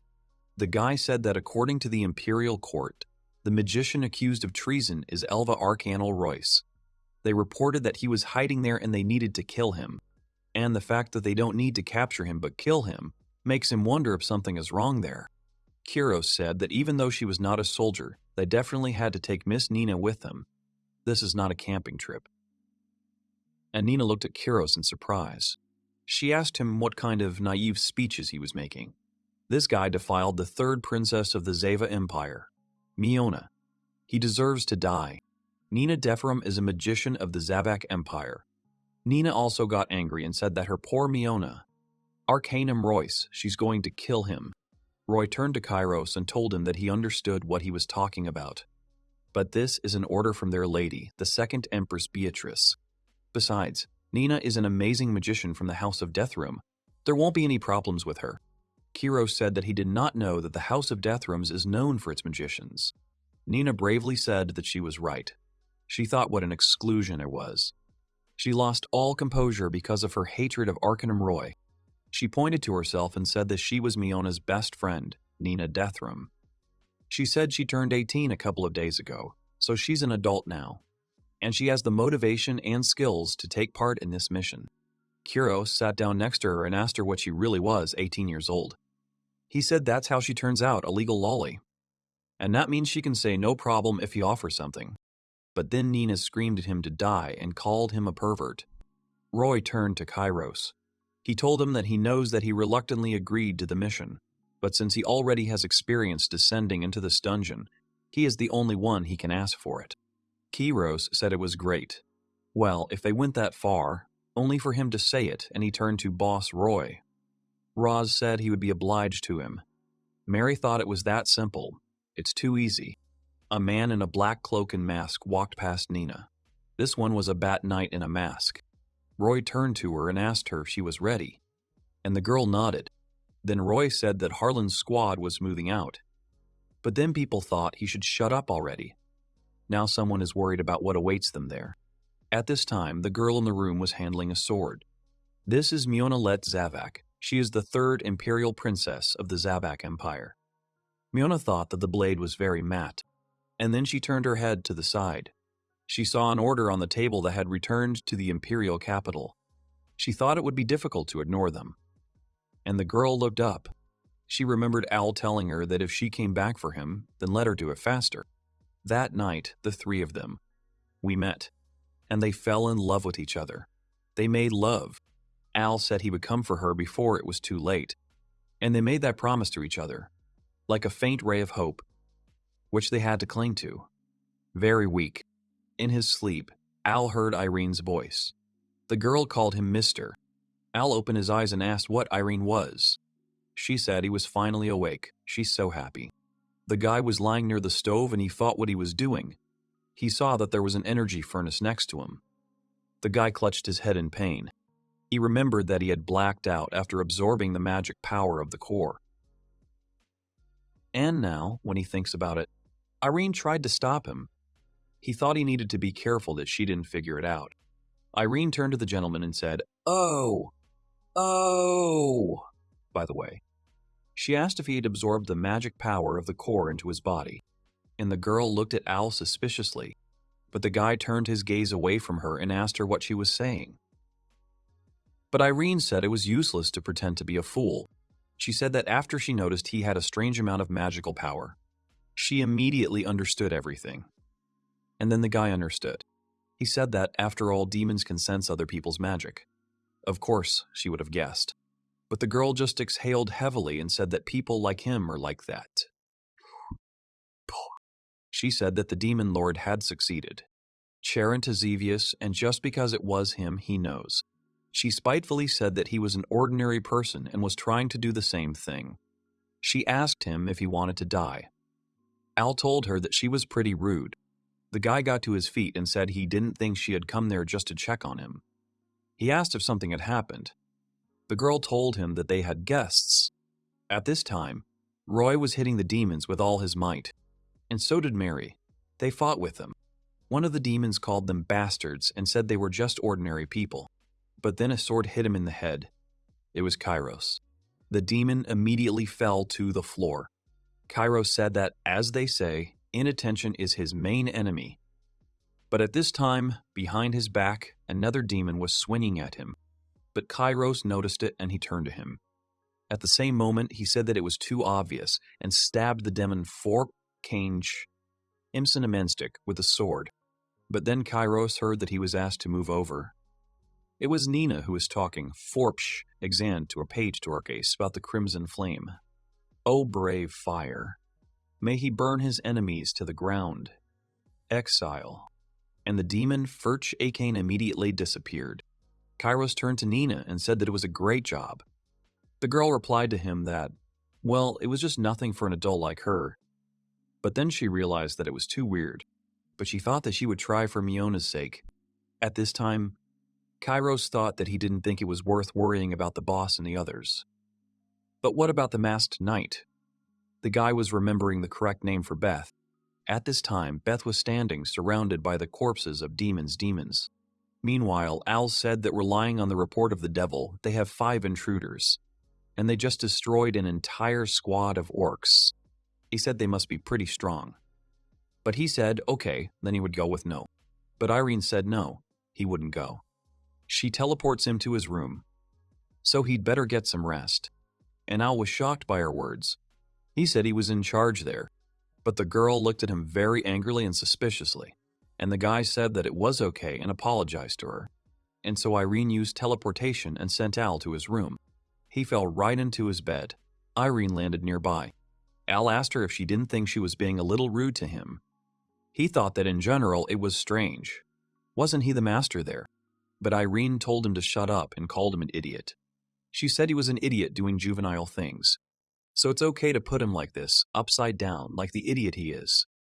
And she called him an idiot again. But Al just screamed and said it was pretty cruel. He wondered if she had always behaved like this. Irene came up to him and said that then she would leave to take this belly of gluten to Blam. But she will come and check if he is asleep, so let him obey. And Al told her that it was fine. He thought that she always keeps everything to herself and sometimes does not show real feelings. And the girl used the teleporter again. The guy lay down on the bed and thought.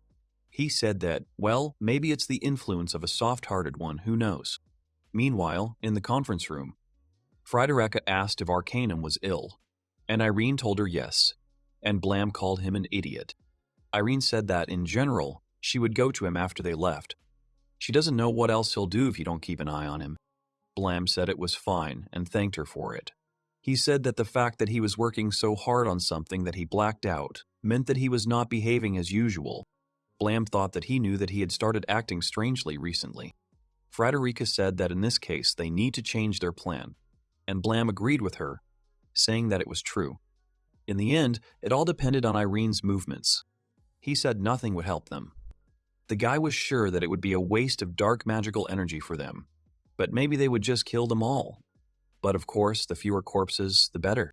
Blam decided that since Al couldn't back them up, he wanted to avoid anything that could go wrong. The girls listened to him attentively. Frederica said that, well, she was his assistant and she would do whatever he said. She said that let's say they have Lamia and Naga a couple of floors above. Blam replied to her that yes, they had helped him catch the guys mining magic crystals the other day. And Frederica said that then she had an idea. The team of intruders passed through the corridors of the dungeon. Kiros, Roy, Mary, and Beth were serious about achieving their main goal. Meanwhile, Nina was walking behind and was sad. Roy noticed this, turned around and asked her if she was okay. He said she started acting strangely after the last rest stop. But Nina was surprised by this and said that she was fine. She's fine. And Roy told her that it was fine then. The girl thought about it and walked in silence, after which she disappeared and ran away from the others. The girl had to leave, and she quickly ran away to a secluded place. The girl saw a suitable corner. She looked around to make sure no one was there. She quickly took off her pants and sat down. The girl immediately felt better, but then she noticed something. A monster stood in front of her and looked at her. But at the same moment he opened his mouth and the girl was very surprised and scared. This monster came closer to her, right to her bottom. The girl did not understand what was happening. The monster buried his face between her legs and the girl blushed very much. She couldn't hold back her fluids, and they started pouring out. After that, she thought she was going to kill him. Now you will kill Elva Arcanum Royce no matter what. She doesn't even really know who to be mad at, so she decided to direct all her anger at Al. But the fact is that this Demicrot monster was created by Al so that the dungeon would not be filled with intruders, which means that her anger was directed at the right person, even though she did not know it. Meanwhile, the intruders continued to move through the dungeon. Kiros thought that the stairs would be at the end of this hall. But then they heard someone in front of them ordering them to stop. It was Blam, who told the guys, pointing a sword at them, that he was very sorry but the way was closed. And if they want to continue, then they can only do it over his dead body. Kiros was surprised and said that it was a man. Roy said it didn't look like he was there to get the crystals. Mary told them that if she guessed correctly, then he was the keeper of the dungeon, whether she was right. Blam replied to her that something like that. He said he didn't know where they came from, and he didn't really care. But that's his job, so he's going to have to stop them from moving forward. Kiros asked his boss what they would do, and Roy thought about it. Blam realized that this huge guy was their leader. Roy told him that no matter who he was, they had a mission. So there's only one thing they can do. But first, he asked what the guy's name was. And he told him that his name was Blam Dilmond. Everyone was surprised by what they heard. Meanwhile, Frederica was standing behind the wall, who heard everything. Roy said he wasn't warned that there would be a hero there. Blam said that if he didn't believe him, then he could show him his special skill. And the guy immediately raised his sword up. Everyone else was blinded by the bright light from the sword. Meanwhile, Frederica did not wait long and she ran towards the intruders. Roy said that so vividly. Really, it's the power of the legendary sacred sword. Mary said it looked like he wasn't bluffing. Cairo said, "Come on, he must be joking." Everyone turned back, and there they saw Frederica take Nina hostage, holding a sword near her throat. Frederica demanded that no one move. She said that if they even flinched, then she would not be able to guarantee her safety. Nina was very scared of this, and tears began to appear in her eyes. Everyone was standing and not even moving. Blam and Frederica looked at each other and smiled. Frederica thought the distraction plan was a decoy. Who would have thought that Blam and she would use the same plan that she used on him? Even though it didn't work on him then. The girl noted that this time the bait is simply of the highest class. She didn't know it would work. Cairo said, "Damn." He caught them, and they even took a hostage. He said their real heroes don't act like that. Blam immediately asked which hero he was talking about. The guy laughed. The guy said that he did not remember that he agreed with this title at all. Oh well, the real fun is about to begin. And then demons began to appear around the intruders.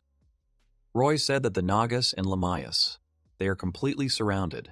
The head of the Nadvor IHH Hale clan said they would take care of them, but she hoped they would not forget their promises.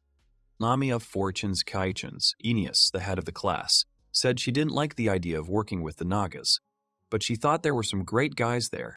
Some time ago, the guys started discussing the plan. Frederica said that simply put, they would need to create a trap from which they would not be able to escape if she understood correctly. Hale said that means if they manage to capture them, they will give them to them as a reward. Innes said they must be very strong if they manage to deal with the orcs. Hale said that the Nagas want to taste human souls. Innes said the Lamias want to enjoy being around one of them. Frederica took advantage of their nature to get their help and surround the intruders. Frederica said, pushing Nina away from herself, that then she would leave them to them. And the girl fell right into Hale and the other's arms. The Nagas began to undress the girl and touch her in different parts. Nina at the same time asked them to stop. She screamed that why was this always happening to her? Blam asked the others that they understood the rules now. He said they would keep the losers to themselves and submit them to such punishment. He noticed that, by the way, they communicate even more harshly with men, because their favorite dish is men. So he asked the intruders what they would do now. He said that their opponent, as they have already said, is a hero. Do they know? He asked if the 4 of them would try to attack. Then, however, they will be attacked from behind. In general, he said that just to try to kill him, they would need at least 10 times as many people. And so the intruders continued to stand and think over their plan. Blam thought that so far everything had gone according to Frederica's plan. They surrounded them with Nagas and Lamius and captured their only magician. He thinks everything is going great, and yet, help from monsters. It's incredible that a girl of such noble birth would come up with such a good idea. Not to mention the satisfied smirk on her face. He thought that she was completely on their side now.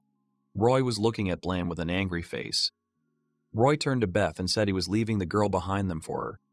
He said they didn't know how strong she was. So he asked her to be careful. And Beth turned to him and nodded. And now Frederica and Beth have already put their weapons in front of them. They looked at each other with disdain. Roy called out to everyone else, Forpix, Kyros, Mary. He said they wouldn't take care of it. If he's really a hero, then what he said earlier wasn't arrogance. He's serious. And he remembered the words of Blam, who said that in general, just to try to kill him, they need at least 10 times as many people. Roy shouted and demanded of them that they should not dare to make mistakes. Mary shouted that yes. Well, they can't leave their sweet lowly. And then Roy shouted, exactly. He turned to the hero Blam and said that although he was worth being afraid of, it was not enough for them to give up.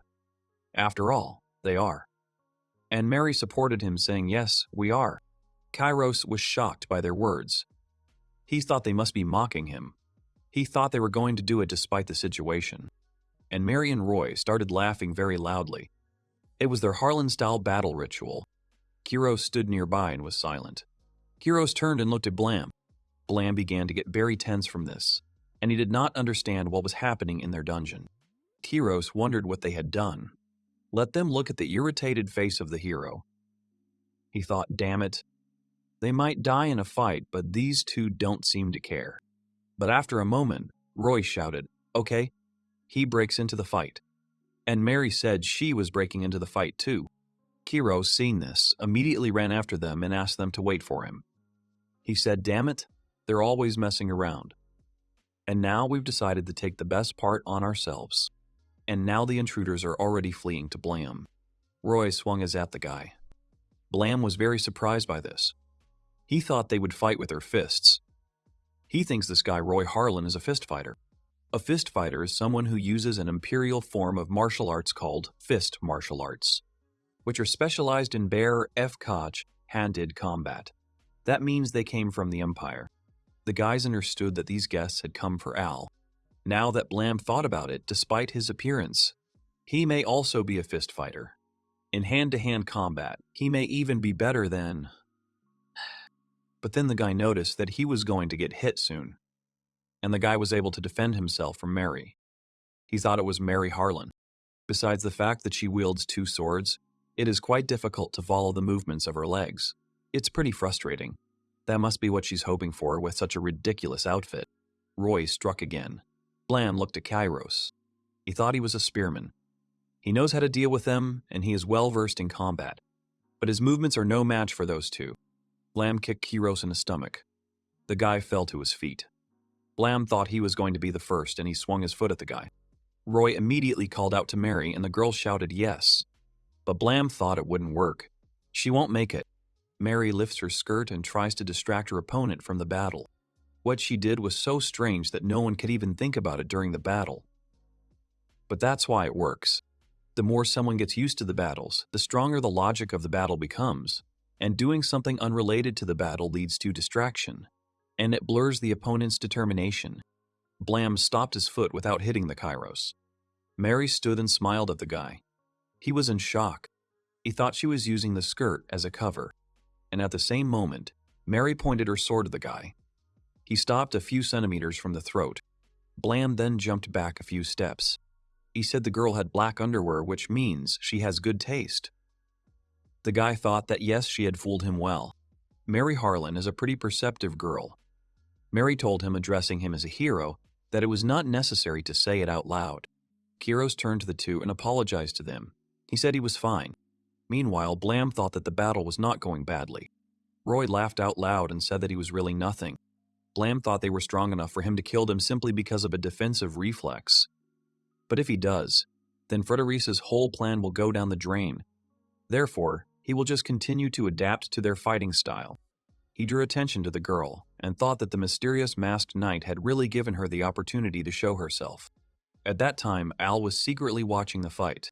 Frederica swung her weapon at Beth, but she managed to dodge. The girl started attacking again, but Beth managed to jump up and not get hit. She thought it was rather unpleasant. She dodges all her attacks. But at the same time, I haven't made any myself yet. Frederica realized that she was giving into it. The girls looked at each other. They pointed their swords forward. Frederica thought that, but it was strange. If she thinks she can beat her, then why doesn't she start attacking?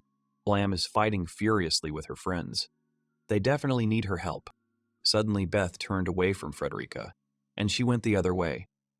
This angered Frederica.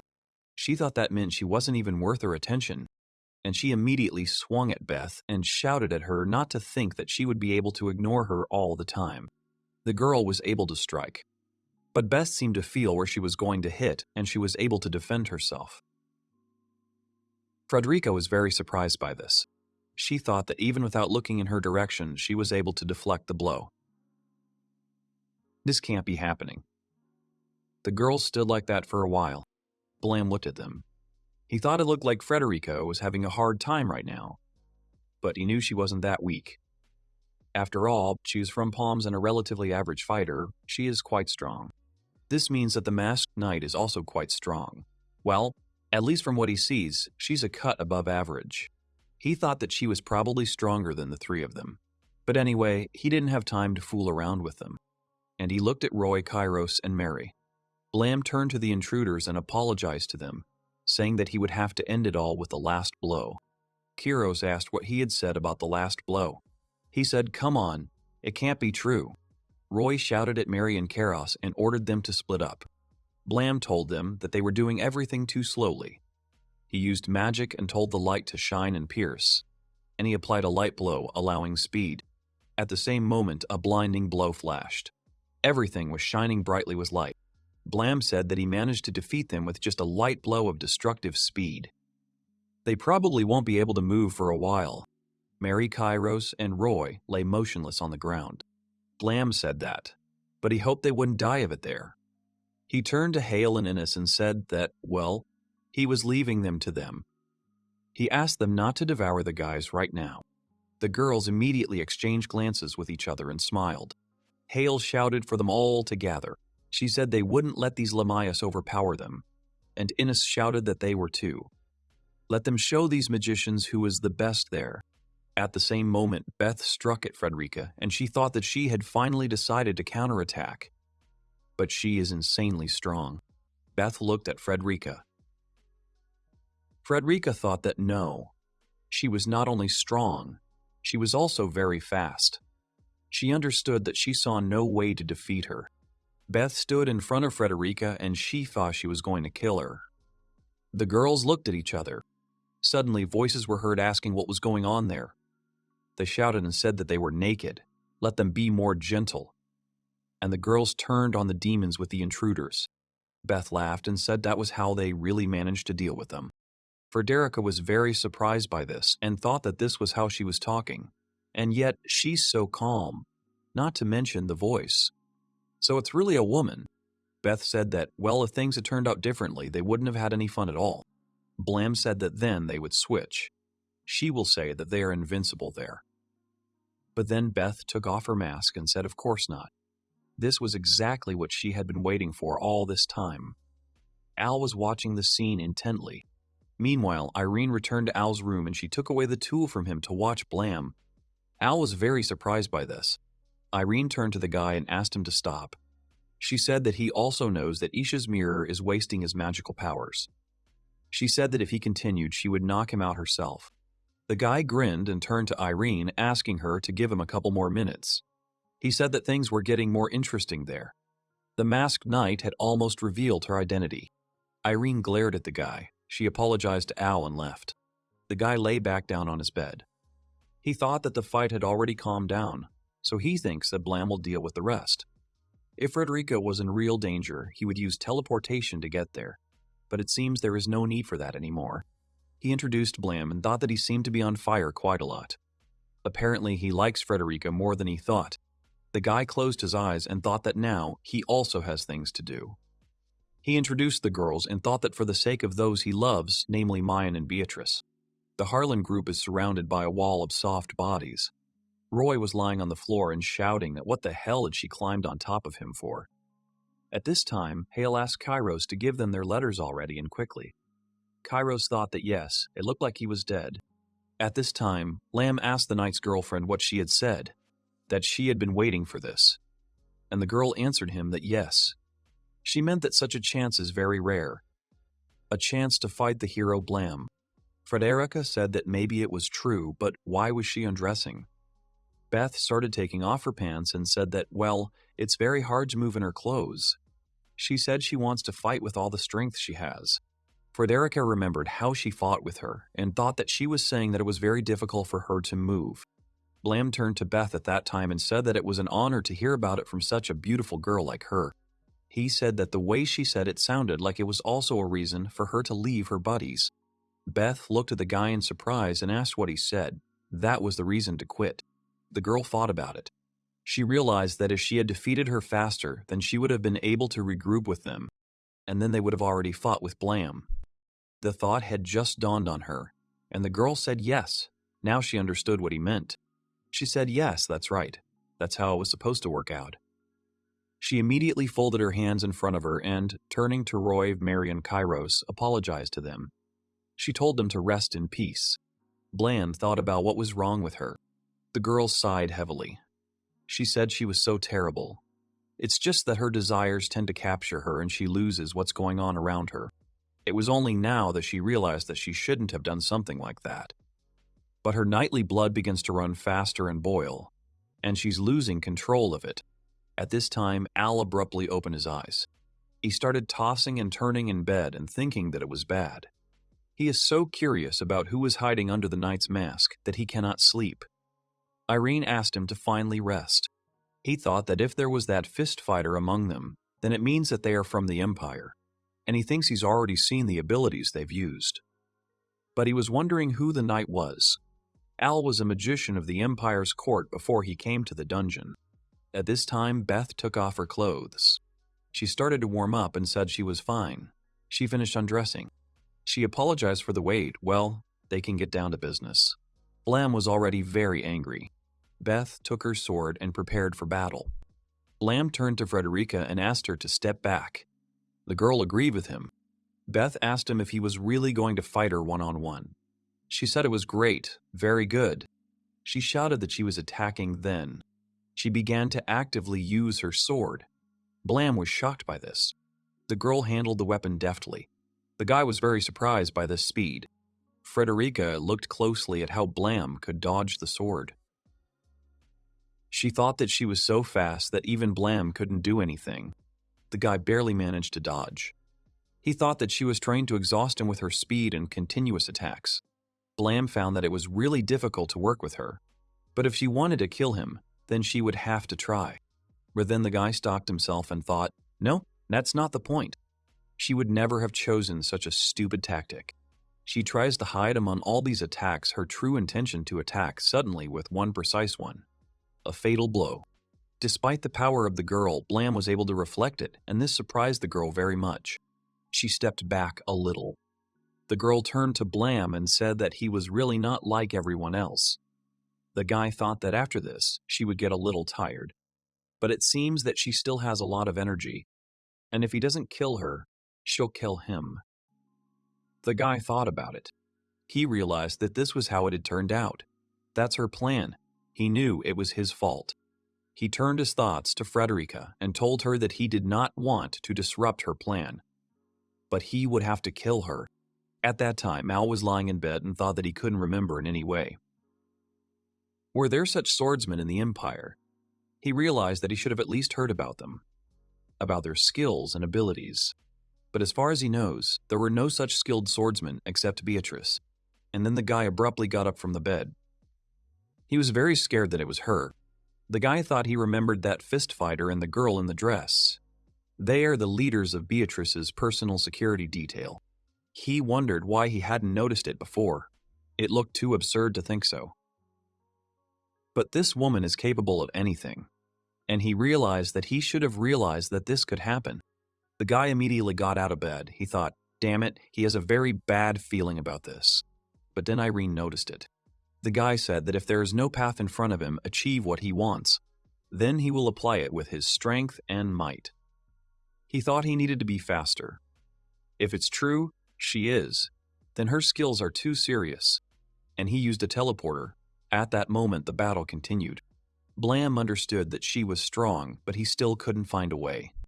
If he makes a preemptive attack, then he is confident that he will be able to kill her. And if he succeeded, no matter how good she was, he knew she was going to die.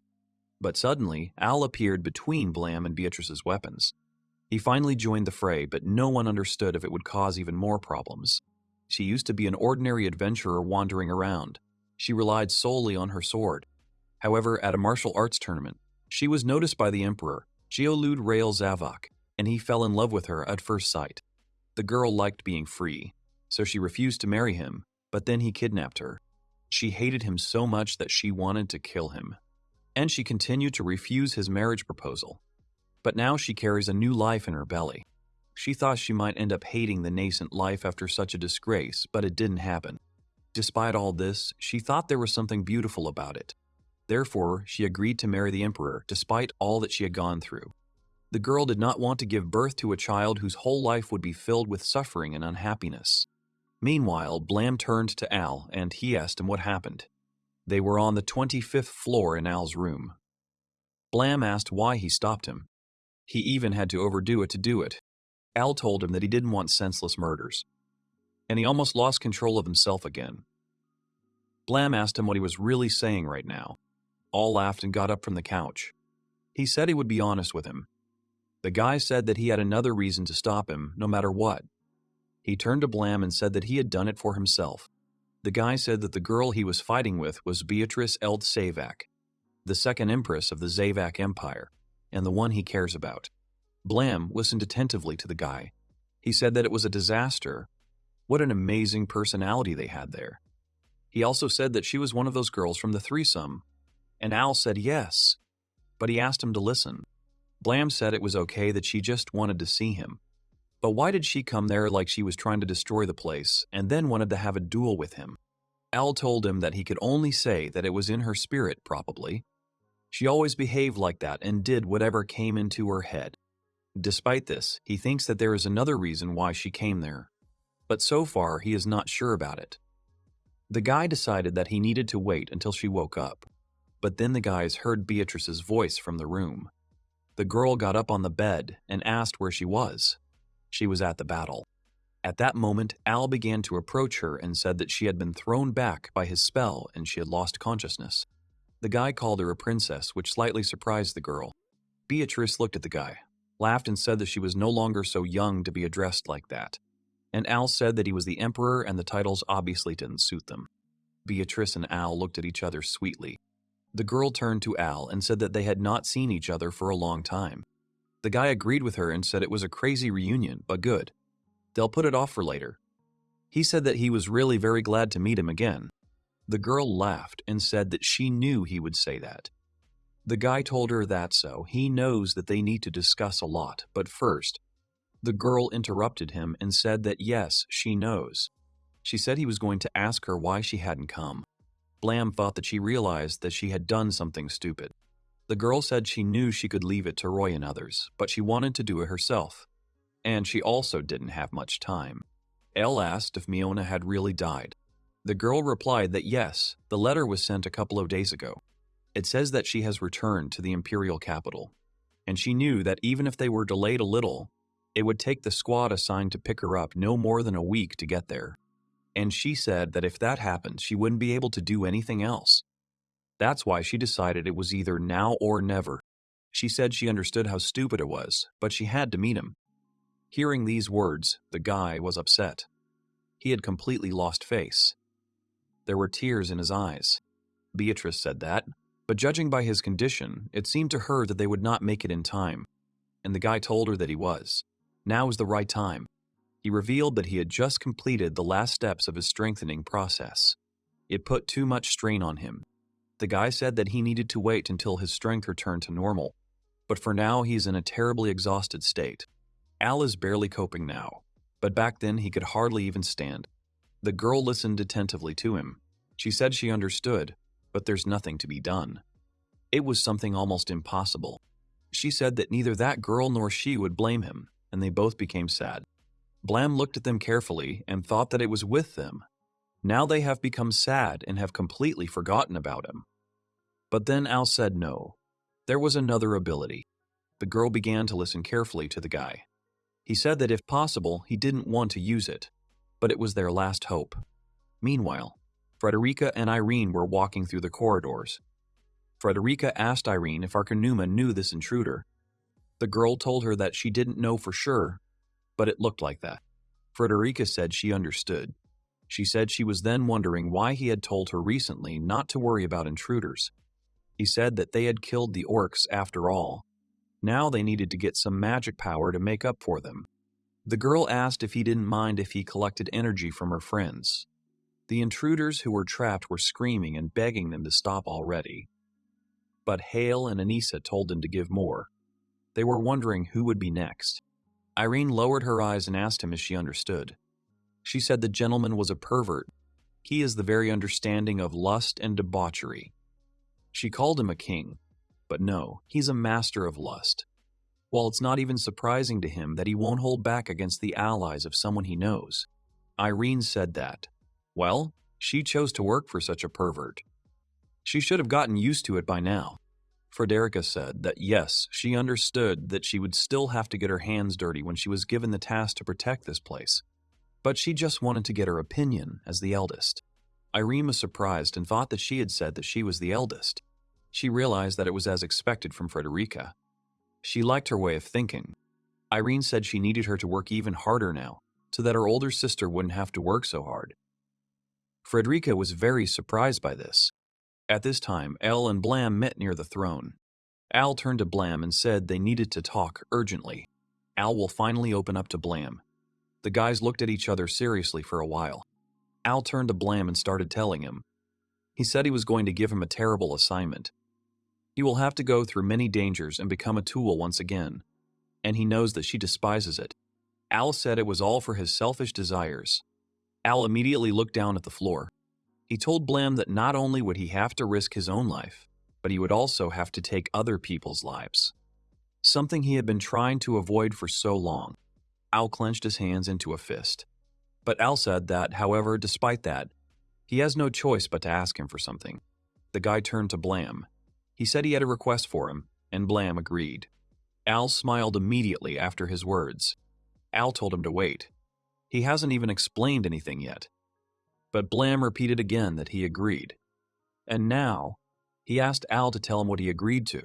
Al looked at Blam and told the guy that he needed to take this seriously.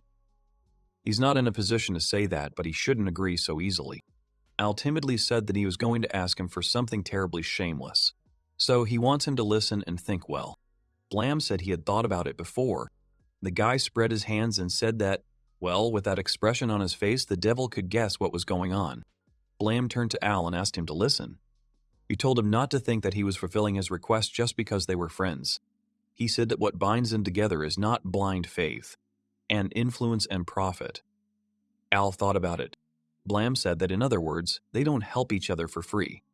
Their relationship is based on mutual cooperation to benefit each other. Al listened to the guy and said he was right. They've always done that. Al said that is, he's trying to add it to his credit so that he can return his favor. And Blam told him that it was true. He said there was no selfless act. Al said that, but still, Blam asked him to think so. He said they were no longer just friends or allies. The guy pointed his finger at Al and said that he was the master of the dungeon which means that he is the boss, and he is his subordinate, and he should no longer ask him for a favor, but give orders. Blam asked if there were no complaints, but then Al thought about it and stopped himself. He thought he could feel Blam leading him by the nose. It was him. Blam turned back to Al.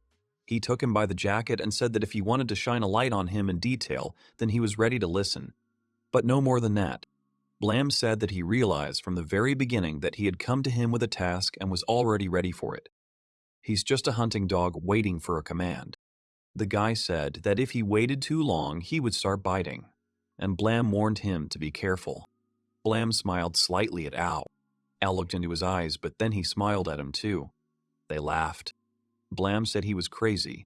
Al asked what the threat was. Blam replied to him that it was rude. Does he know that it is difficult to find such a reliable dog? He should be grateful. And Al told him that yes, it was not even clear who their master was.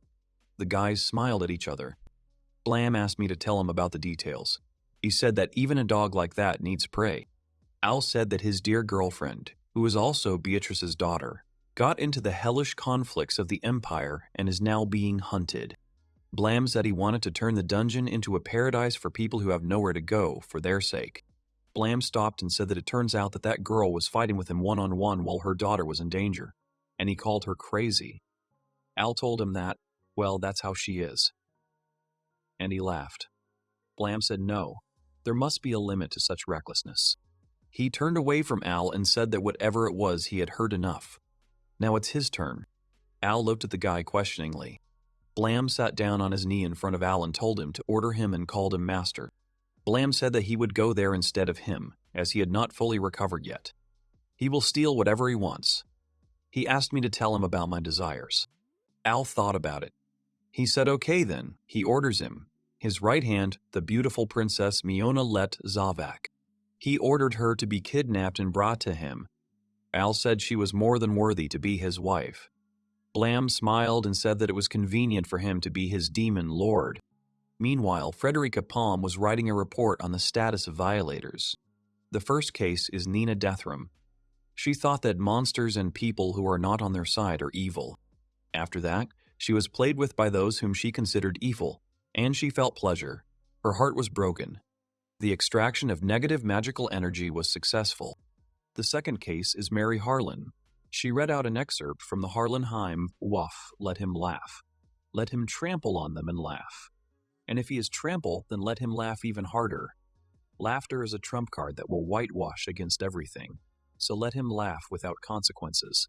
Let him laugh without consequences. Let him laugh incessantly. Mary managed to withstand the shame and torture they put her through by relying on the family anthem. But thanks to Irene's tickling, she stopped laughing of her own free will and her support fell. And after her protection fell, she could no longer endure the torture of Nag and Irene, and her heart was shattered. The extraction of negative magical energy was successful. The third case is Kiros Rodley. They got everything they needed out of him, and they didn't even have to move on to something more serious. She feels a little sorry for this guy. The extraction of negative magical energy was successful. The fourth case is Roy Harlan. They didn't expect him to satisfy all the Lamias. And if Irene hadn't asked Blam for help, she doesn't even know what would have happened. The extraction of negative magical energy was unsuccessful. After that, they brought them to Beatrice. Roy and Mary bowed to the girl. Blam said that so they gathered them all to help them kidnap the imperial princess. After a while, they all gathered around the table and started discussing what was going on. Kiros was very surprised and asked that Beth was actually Her Majesty Beatrice. Nina was also surprised and asked if what she said about killing Elva Arcanum Royce was a lie. Their true goal was to save Miona Let Zavak. The guy thought that he had forgotten to tell Frederica about it. Beatrice apologized to the two of them and said that if anyone found out about it, it would be pretty bad. That's why she only told Roy and Mary.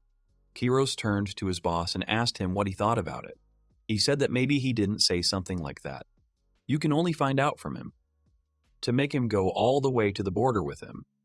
He asked that, so how the hell did it end up this way? Kiros started screaming Fordish, damn it. He demanded to get his honor back, which he showed when he agreed to his request. At this time, Roy did not understand what to say and scratched his head. He said that there was nothing to say. It's his fault. But Kiros shouted that it wasn't enough. He said there was no need for knights if they could solve everything with simple excuses that he was to blame. But Roy kept saying that, well, he's not a knight anymore, so it doesn't matter. Kairos shouted that he wasn't talking about that. Beatrice apologized to Kairos and Nina and said she was very sorry. She said she was one of those who asked to find more people to go with them. So if he's going to take it out on someone, it's better to do it on her. Nina turned to Beatrice and asked her why people were hunting for Miona's life. The girl thought about the answer. She said it was okay. She is a little ashamed to talk about it since she is also part of the imperial family. But the truth is that there is a dirty power struggle going on in the imperial capital at the moment. She said that in short, there is a feud going on in the imperial capital at the moment. She said that in short, there is a feud going on in the imperial family. Miona's free brothers are the first prince of the empire, Hector, and the third prince of the empire, Actus. They're doing everything they can to take the throne themselves, and now they've even dragged a girl into it. Mina studied Beatrice carefully. Beatrice said that besides, the second prince of the empire had simply disappeared somewhere. Mina was very surprised. Kiros raised his hand and said he had a question.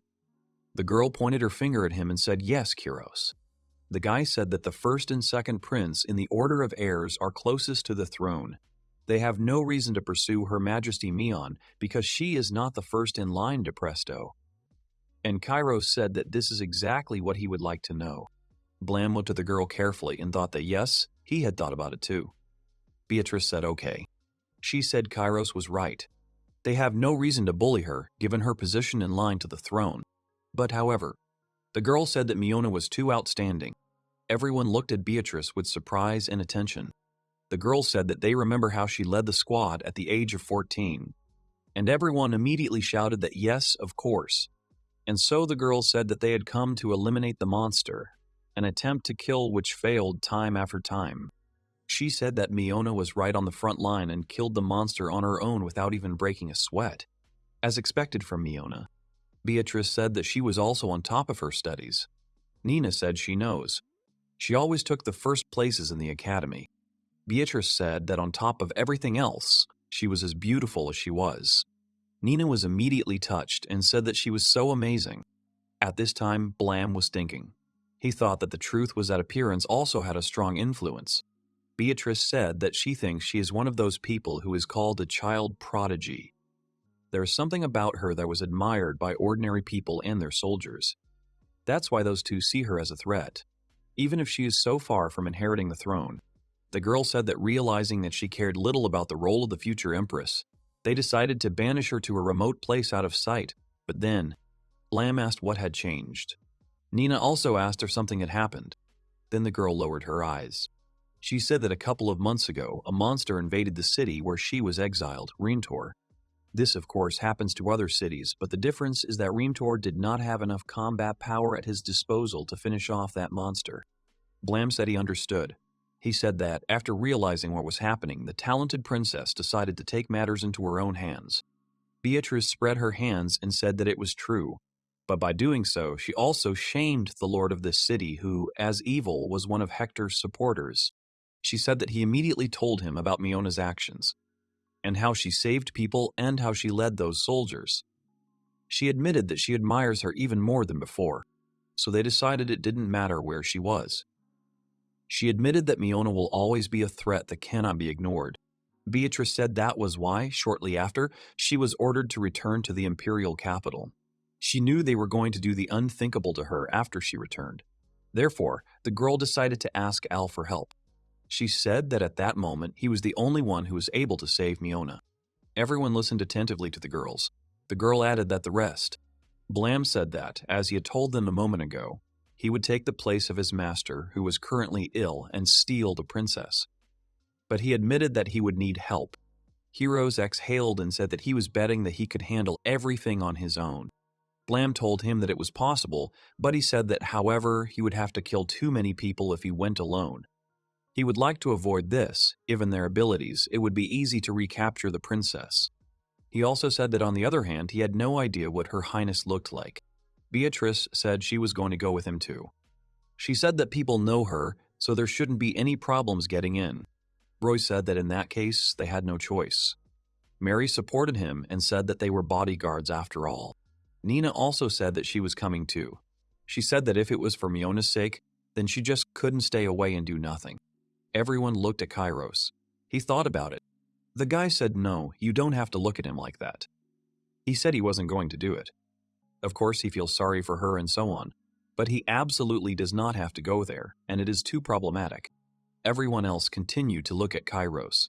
The guy got upset and looked down. He turned to the boss and said that this was what they could only ask him for, and Roy told him that it was true. The guy scratched his head and said that then. He immediately shouted that it was all gone. He said he would go with them. Roy said he didn't expect anything less from him. Kairos said that if they wanted him to tag along, then fine, he would do it. Damn them. Blam thought it was so easy. It's too easy. Mary also said that it was really too easy. At this time, Frederica turned to Blam. She asked what she should do. The guy replied to her that he wanted her to stay with Irene and keep an eye on the dungeon and this idiot for him. The guy said that there would be no point in beating off the princess if there was nothing left of this place by then. The girl was surprised by his words. She was upset at first. After that, she smiled and said that she understood and said that the guy could rely on her. Blam replied that yes, he was leaving it on her. Blam also clarified that he hasn't been eating much lately, so let her make sure he eats well while he's gone. The girl replied to him that all this would be done. Meanwhile, Beatrice turned to Al and said that he had good friends. Blam turned to the other guys and said that it was great. They're moving out tomorrow morning. He asked them not to worry and said it shouldn't be a dusty job. And it's not dusty either. Nina was determined that they would do it. They're just going to save a girl in trouble. This is a banal story about a hero. The former hero is finally coming out of the dungeon. And so the next day, Blam was already in the carriage and they all set off. The girls were sitting opposite the guy and chatting. Roy and Kairos were driving the cart. And so the guy woke up and he stretched after sleeping. The girls first noticed him but then looked away from the guy. Blam told them not to be afraid. He doesn't bite. Nina said she wasn't afraid. Mary supported her and said that was it. They can't scare her either. But the girls still lowered their eyes to the floor, including Blam. Beatrice turned to the guy and said that he was left out and he was unsociable. And the guy asked her that she was still a small child. He thought that he actually understood their feelings. After all, although not directly, he humiliated them with his orders. Therefore, of course, being around someone like him must be a difficult ordeal for them. The guy is betting that they would run away right now if they could. Blam looked up and then out the window.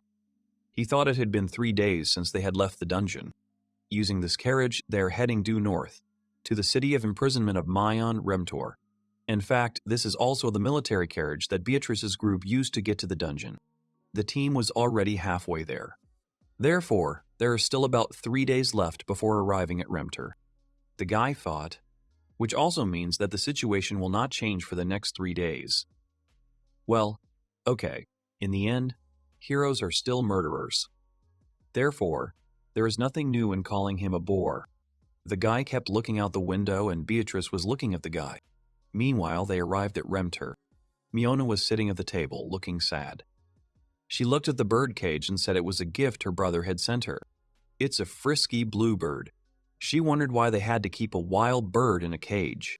Suddenly, the girl decided to let the bird out of the cage and set it free. The girl opened the window and watched the bird. She thought that if they could fly, then they should be free. And no matter how much others want to bring them down to earth, the more the better. Meanwhile, night had already fallen.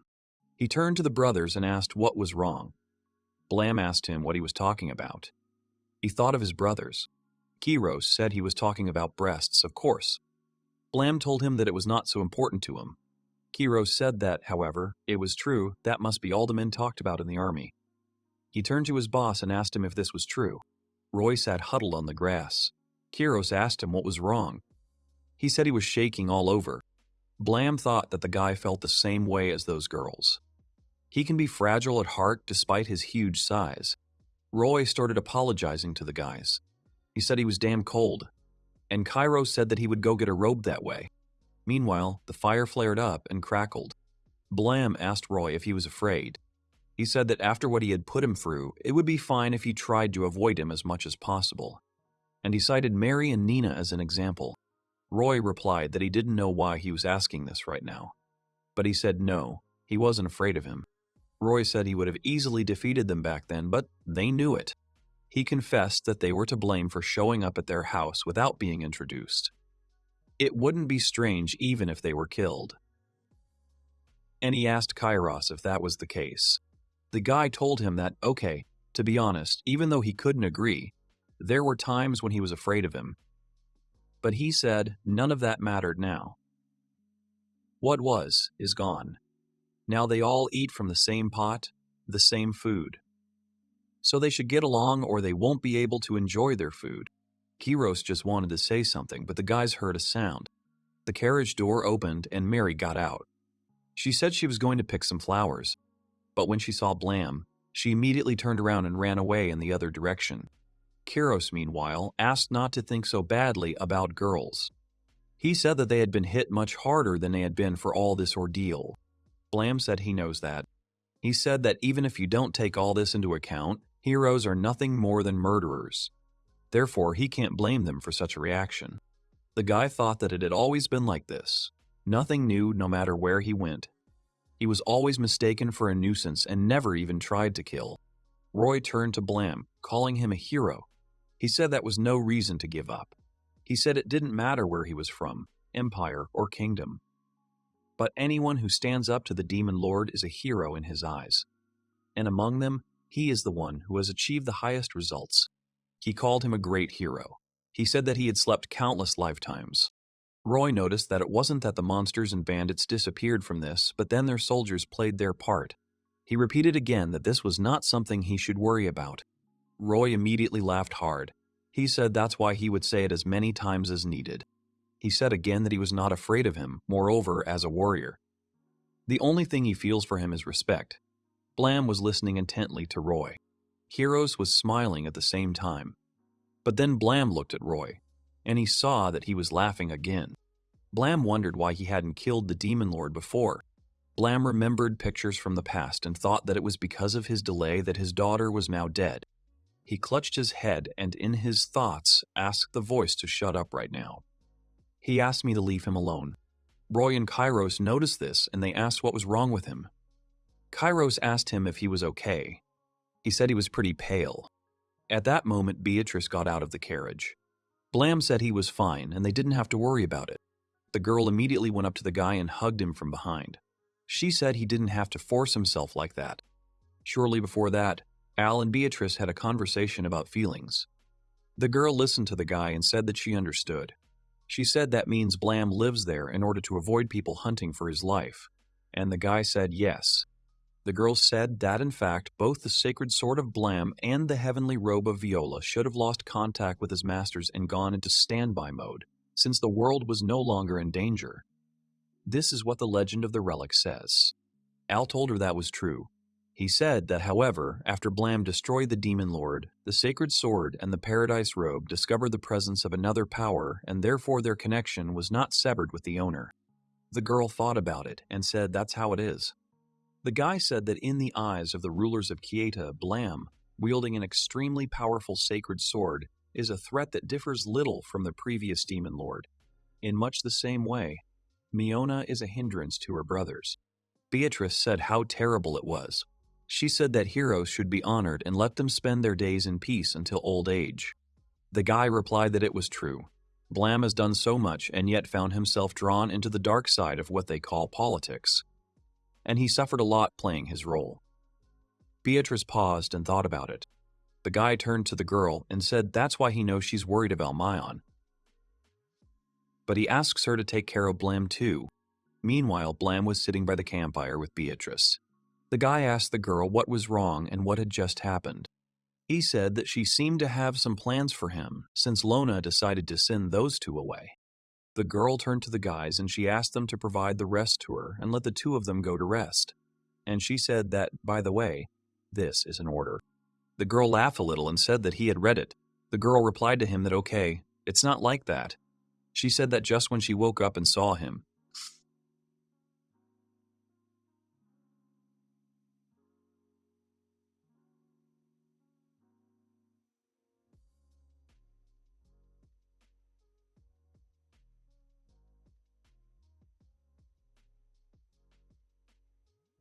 cowl.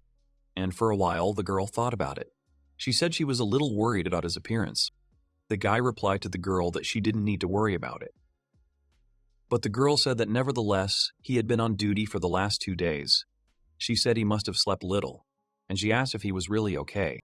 The guy replied to her that it was fine, but he said that he never slept much. He said that he just takes a little nap during the day and it's enough for him. The girl asked Blam that it was because he was a hero. The guy thought about it and looked at the girl, but he answered her, spreading his hands that no one knew. He looked at Beatrice and thought she was a pretty smart woman. She's right. At first he couldn't sleep because he was afraid. He was one of the people that bastard trained day in and day out. Then it was because of the anxiety he felt from doing his own duty. The first time he went to the dungeon. And finally, after all this, he still had to beware of the assassins who came after him.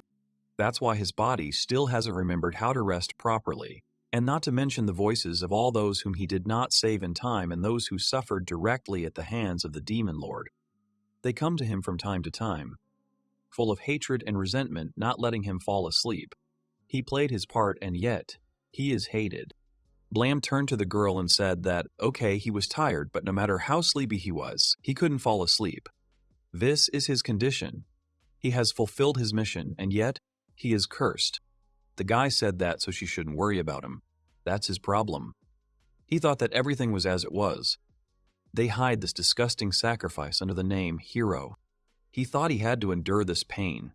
He never planned to share it with anyone. Never wanted to. The girl lowered her eyes and said that she understood. The girl got up from the ground, and the guy looked at her. She came even closer to Blam, but he did not understand what was happening. Beatrice grabs the guy and sticks his head right into her chest. He didn't understand anything and asked what. He got angry and asked her what kind of crazy idea had come to her mind. He said she was Al's girlfriend. Therefore, she should not behave like this with another man. The girl was amused and said, "Then look at him. He says such childish things." She told him to just stay in place for a while. Don't let him worry. She's not going to cheat on Al. On the other hand, he wouldn't be mad at something like that. The girl looked at the guy. She said if he didn't want to tell him the reason, then she wouldn't ask. But she said there was something she wanted him to know. She said he probably thinks of himself as unsociable, or that it's okay for people to avoid him. But it's not a no at all. She said he wasn't scary. Otherwise, she wouldn't have been able to hold him in her arms. And the girl let the guy go. She looked into his eyes and said that she was sure that many people thought the same way as she did. Blam looked at the girl carefully. She turned around and started walking away. But then the girl said that she would bet that she would be more convincing if she kissed him right now. But she can't go from one man to another when she's just left the Emperor. And she apologized to him. The guy listened to her and smiled. Blam told her that he wouldn't tell her the reason, but still, she was worried about him. He thanked the girl for that. Beatrice turned to him and smiled. She laughed and said that he could be quite nice sometimes. But then he told her to shut up. At that moment, an idea came to Blam. He said that, oh yes, Mary said she was going to go pick flowers, but she still hadn't returned. The girl asked him if that was the case. She said she actually woke up when she heard her leaving. The guy asked if she shouldn't check it out. The girl replied to the guy that it was obvious that he was trying to get her out of there. The girl held up her sword and said that the Empress was a warrior there. And the girl went the other way. The guy turned and stared after her. He thought that this girl had something to do with something. He remembered how she had buried him in her chest. The guy thought she was so gentle and sweet. And her voice was just like Mom's. He looked up at the sky. The guy said that now that he thinks about it, maybe he can sleep peacefully. From the moment he moved into the dungeon, he's still far from fully recovering, but maybe messing with his best friend and spending nights with a girl will help him forget all those bad memories. He sat and thought that he would like to get home as soon as possible.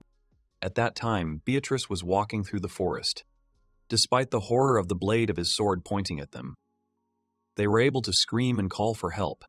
They could only observe the world with gloomy eyes. It's not just his discretion their views are similar, he can't leave them. Beatrice stood in the woods and thought, well, where did Mary go? She's already gone quite a long way from the camp. But then the girl heard something and turned her head. She said she meant there. But suddenly the girl heard a groan. She realized it was Mary. She ran towards the sounds of moaning and thought it was a monster. But no, maybe someone came after them. She immediately took out her sword. Beatrice saw the girl's leg lying on the ground. She shouted Mary's name. But suddenly she saw a girl who was satisfying herself. Mary immediately turned around and was surprised to see Beatrice. The girl immediately stood rooted to the spot. It was very awkward for the girls. Meanwhile, Al was standing near the energy furnace and he thought that he could feel a huge amount of magical power flowing through his body. The guy looked at his stove. The owner of the dungeon center is selected through a contract. The contract with the demon lord was terminated the moment he died. And now what he left behind is now Ela. He used the contract to absorb the magic concentrated in the core in order to strengthen his body. Of course, he had to pay for it. He was bedridden for a while. But now he can finally move on to the next phase. He knew that he would definitely make it in time. Meanwhile, the carriage with the guys continued on its way. Blam, who was asleep, was sitting in the carriage. And Mary, who asked herself to resist it and not run away. Beatrice was sitting next to her. The girl, standing in the forest, said that after what happened to her in the dungeon, she became a very obscene girl. She has insanely vulgar fantasies that distract her from sleep, and she went out into the cold to satisfy herself. Mary couldn't contain her shame and covered her face with her hands. She said yes, she was right. She asked her if she could, how should I put it, show a little more tact in her words. Beatrice said it wouldn't do her any good if she tried to choose her words. She said she should just accept what had just happened. Mary wondered what she should accept. But then Beatrice thought about it and looked at the girl. She said that, however, she feels like she should apologize for dragging her into all this. And at the same moment, the girl hugged Mary and apologized to her for not taking her feelings into account. Mary was very surprised by this. But the girl said that everything was fine. She doesn't care what happens to her as long as it's all for her. She said it was her fault for not being strong enough, for the inability to support the importance of your family or preserve your pride. Therefore, there is no reason for her to apologize. And so the girls stopped hugging. Beatrice smiled and thought that, to be honest, Mary and Blam were both such that she understood everything right away. She turned to Mary and said that because of what she had just said, it didn't seem like she was very angry with Blam. She asked that, so why was she avoiding him then? And the girl decided to tell me. She said that she doesn't hate him. In fact, she respects him as a warrior. But then the girl lowered her eyes. She said he reminded her of that terrifying girl. She admitted that the memories of what happened to her are surfacing, and she can't seem to find the strength to even look at him. And Beatrice said she understood her. She said if that's the case, then yes, that's fine. The girl smiled and said that it was okay. She will help her solve all her problems. Mary asked if it was true. Beatrice said that was it. She suggested that she call it Mary's epic recovery strategy. Meanwhile, the girl was sitting in the carriage looking at Blam and giggling. Night fell. The guys stopped for the night again. Blam got out of the carriage and thought that these guys were such a hassle. Beatrice told him that even if he couldn't get at least some sleep, she was sure that resting in the wagon would be good for him. Roy also said that she is their main attacking force, so he should be in good shape. Cairo said that's exactly what happened, so let him go rest. Blam chuckled and thought that he still wasn't used to people worrying about him like that. The guy stood up and said what the hell. Okay, he's gonna get some rest. The guy immediately went to the carriage, and there was a naked Mary waiting for him. She was sitting on the floor and said she was waiting for him. Seeing the girl, the guy thought for a second. He looked at her for a long time, but the next second he abruptly closed the door. The guy said it was terrible. He was already seeing naked girls. He said he must be very tired. But the guy decided to open the carriage door again. But Marie was still sitting there, who wanted to tell him at least something. But Blam slammed the door again. He said it was very bad. He's a guy, so it's okay to feel aroused even now. But he might eventually introduce Irene or Frederica. But then suddenly the carriage door began to open on its own. Mary looked out from there, who said she couldn't help but feel even more embarrassed. She said that if his reaction was like that, then she didn't know what to do. There was silence in the air. Meanwhile, Blam had already entered the carriage and sat down on the seat. He asked Mary if she could explain what was going on here. The girl sat awkwardly on the seat and couldn't really say anything because of shame. She remembered that Beatrice had told her that she would be able to overcome her passion, which she was experiencing because of him, only by using him. Or, more simply, let her make him at least hug her and she will get rid of this fear forever. The girl said it would happen anyway. She called Beatrice an idiot empress. The girl covered all her seats and said that she also told her to help ease his pain. That's all. The guy was shocked after what he heard. He thought that this one was small. He thought that they had already settled this issue yesterday. But still, it's hard to believe that this is the girl who showed him her panties in the middle of a fight. He turned to Mary and said that he thought he should take responsibility for it. And, of course, he has no reason to refuse an attractive girl. But he asked if she was really okay. The girl thought about it. She thought he was worried about her. She also thought that he was surprisingly kind, and the girl replied that yes, it is. The guy touched her body and she realized that he was also very hot. The guys continued to enjoy each other, and then they finished. After a while, Mary climbed onto the roof of the carriage and began to laugh loudly. Blam thought that maybe Mary was fine now. He stood in a relaxed position and said that he felt so good. He can't even remember the last time he slept so soundly. But then he noticed that Beatrice was standing next to him. He looked at the girl who gave him the thumbs up. And the guy smiled at her. The next day, they arrived at Remtor. A man knocked on Princess Mion's door and wished her a good morning. It was the Lord of Remtor, Kenneth Courthold. He asked the girl how she was feeling. But the girl told him that it was terrible. She said she had just met the dog he was taking. She means that his snake came in. Kenneth replied that her tongue was sharper than ever. But he said it would be over soon. Tomorrow, someone will finally come and take her to the imperial capital, and she knows what's going to happen to her. He approached her and whispered that she would be killed as soon as she reached Hector's domain. And Kenneth looked at the girl with a grin. But she didn't answer him and turned away. The man spread his hands and said that, damn, she and Her Highness Beatrice were definitely not amiss. He said that first they took control of his army, and then her mother. But then he stopped abruptly. Miona immediately turned around and asked what he had said about her mother. But Kenneth started shouting that there was nothing at all. Without that shit, he started behaving inappropriately because he knows that tomorrow she will finally disappear. He can't tell her that Beatrice ran away and stole a super horse. He thought that if she found out, then his business would be bad. He needs to be careful.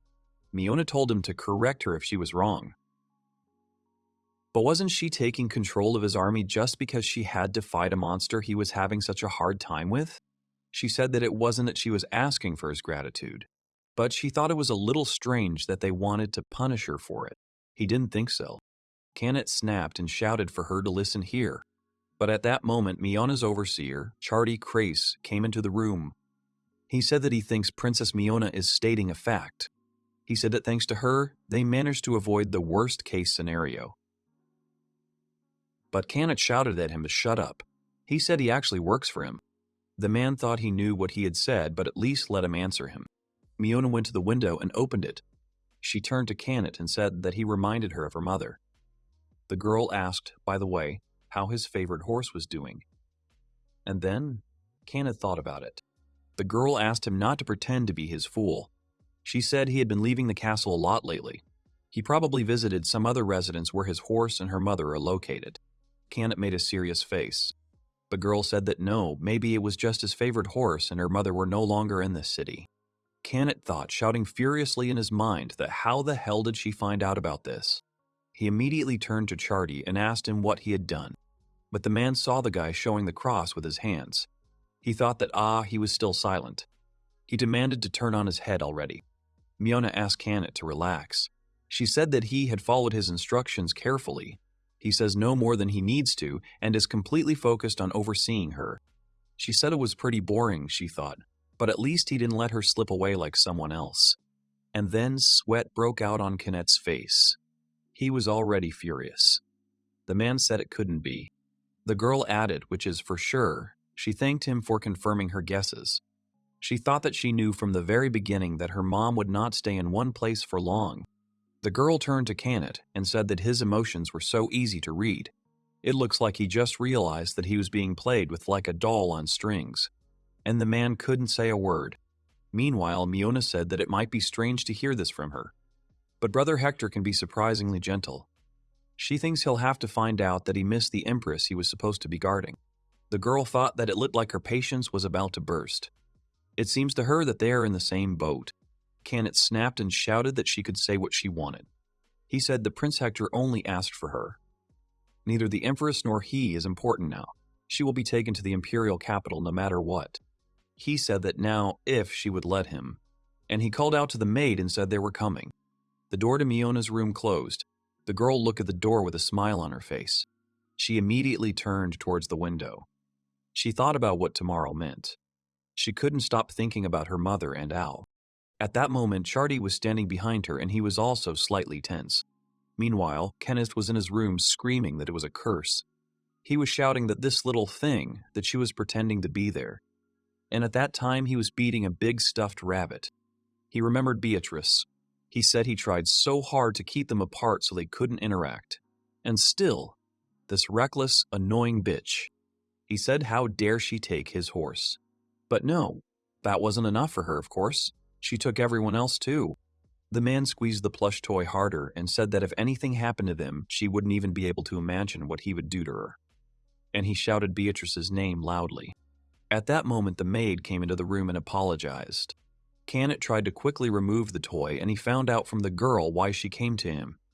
The man said he was busy right now. The girl replied that she was wildly apologizing, and she began to stammer that the Empress Beatrice, Pak as soon Samar, that the Empress Beatrice, Eclage, and soon she will arrive at another palace. The man was in complete shock, and he did not believe the news. Meanwhile, guests appeared at Kenneth's other palace. Canet ran into the room and shouted, "Ah! As high, His Highness." The girl waved at him and greeted him. She said she was back. Beatrice apologized to Kenneth for taking his horse without permission. He shouted that she was a thief. He can't believe she was stupid enough to come back. The girl said that his horse was excellent, undoubtedly. And when she found out that he had more than 100 elite horses, she was surprised. She said he must be making a lot of money from taxes just like that. He immediately rushed around and said he didn't understand what she was talking about. He thought that mother and daughter were so cocky. Canet said that, okay, he's glad she's back. He asked me not to do anything reckless anymore. The girl sweetly said that it was good, she promised. The man thanked her for that. Roy, Mary, and Kairos were standing behind her. Canet couldn't stand this conversation, and he ran out of the room, slamming the door. This situation made all the guys laugh. The girl realized that the long-awaited hour had almost come. She hoped that Miona was waiting for them. 3 girls were standing and talking to another girl. One of them asked why she always follows Miona wherever she goes. The other girl told her to know her place or just die, she understood. And the third girl called her a shrimp. But the girl replied that well and good. She said she also told her to call her for help if she was in trouble. She said that he was a girlfriend and turned to Nina. Meanwhile, Nina was thinking about Mayan. But then someone started calling her by the name of Nina. It was Blam who suddenly appeared near the girl's face and addressed her. Nina was very stressed out, and she asked the guy what he wanted from her. Blam said she knows what. He asked her why she was wandering around while they were in the middle of discussing their strategy. The girl recovered and told the guy that he was right. Blam asked her if she was thinking about Mion. Mina immediately began to stutter and get nervous. The girl said no, it's not true. Nina apologized to him. Blam told her that he didn't mind. They're girls after all, friends. And he said that of course she was worried. Blam thought that was it. She is not a soldier or anyone else, and yet the desire to help her friends led her on this path. Although she was afraid of him, like Mary, she decided to go there with him. Nina said yes. She was her dear friend. She always helped her, so this time, it's her turn to help her. Blam smiled at her words. He said the sun was almost down. They would double-check the plan again, and then they would go rescue her friend. And the girl told him that it was okay. Meanwhile, in Kenneth's other mansion, Beatrice said that, therefore, as soon as the sun sets, Blam and Nina will give them a signal that they have entered the mansion. While they are saving Mayon, they will prepare the horses for departure, and then they will pick them up and escape together, because that is their plan. And Mary said yes. She said that her brother, as well as Kiros, was on his way to the stables as they had said. Beatrice said they were as reliable as ever. The girl tied a ponytail on her head and said that okay, she was ready. She said that besides, there should already be a signal from Blam. She wondered what it could be. Suddenly sounds were heard from the window. She thought this must be it. Meanwhile, the guards were shouting that the enemy was attacking. Blam said to let the light fly, love. He immediately unleashed swift waves of light at the guards. Messenger of aerial wrath, may he raise his hand against his enemies and crush them. And Nina also used an ethereal fist, and the guard flew far away from her. All the guards were defeated. Blam turned to Nina and said that he had done a good job. The girl replied to him that he made it sound like sarcasm. Meanwhile, Nina had 2 defeated opponents, and Blam had more than 20. Blam asked, which means she wants to compete with him. The girl replied to him that how he came to such a conclusion. Blam took off and shouted that it sounded fun. Let them do it. The girl didn't understand what he meant at first, but then she jumped off the seat and asked the guy to wait for her. They started up the stairs. Suddenly, Nina tripped over the stairs and began to fall to the floor. She thought it was Mr. Paul. She greets him and asks him to be courteous to her. Blam ran up to the girl and grabbed her. Nina looked at him. Blam said they couldn't let her get hurt right now, and the girl thanked him for it. But then she said that he thought he had grabbed it now, and she called him a pervert. The girl got to her feet. Blam said it was his mistake, and he asked her not to worry. He said it was too early for him to enjoy her, but the girl got angry and said it was so rude. She thought that she had grown up over the past year. He did not know. Blam said that in any case, given what the guard had told them, she was in the last room on the 4th floor. Blam and Nina climbed the stairs to the floor they needed. They stood in front of a large door. Blam said it was there. The girl looked at the door carefully. She thought that Miona was inside. Blam said it was strange. He looked around and asked why there was no guard outside. The guy suggested that they might have done something wrong. The guy began to think about everything. Nina began to repeat Miona's name several times. The guy looked at the girl questioningly. Meanwhile, Miona grabbed the door handles on the other side, and she asked Nina to wait. She asked me not to open it. She said she would be there. But then Nina started opening the door.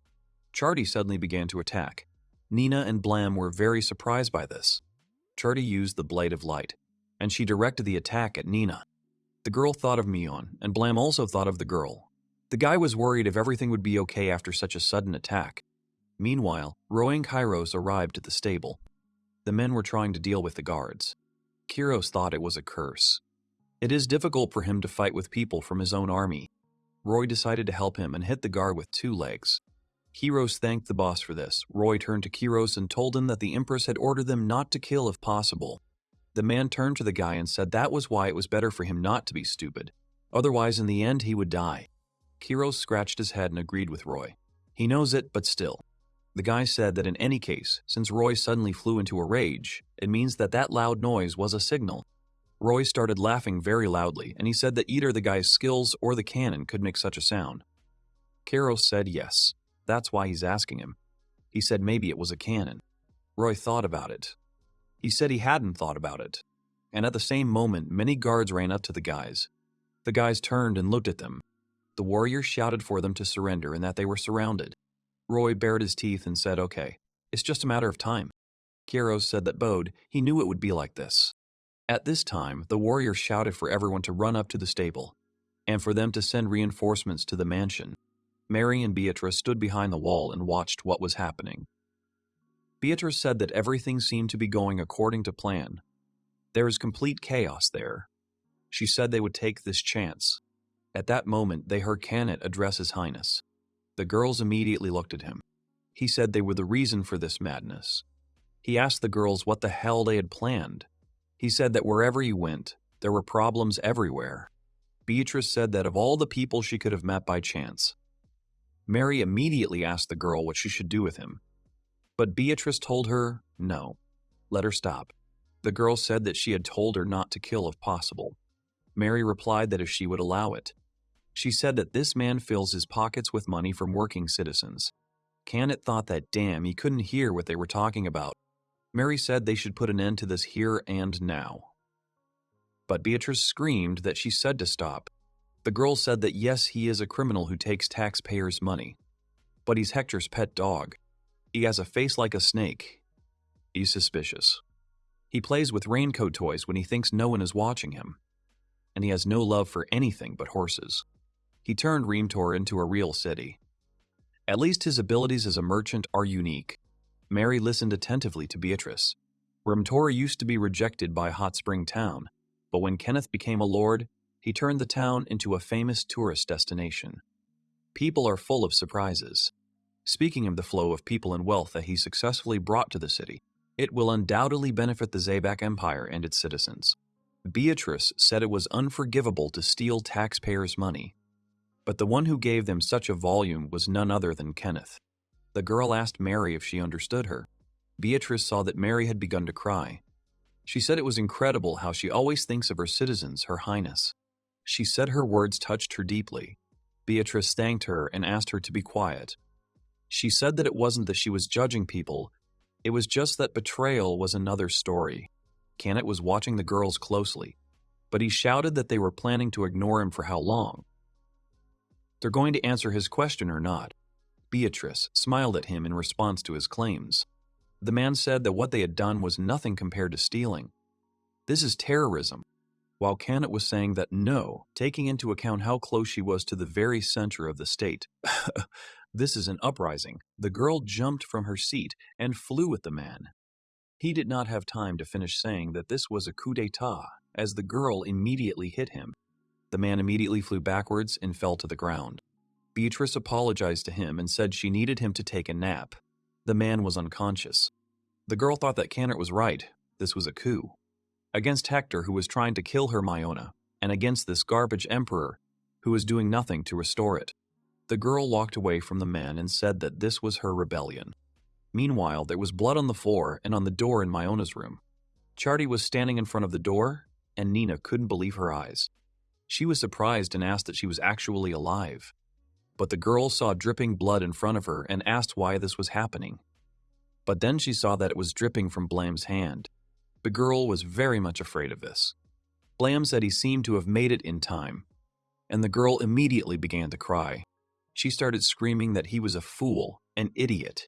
She screamed that if he was killed, then who would save Miona? She didn't understand what he was thinking at all.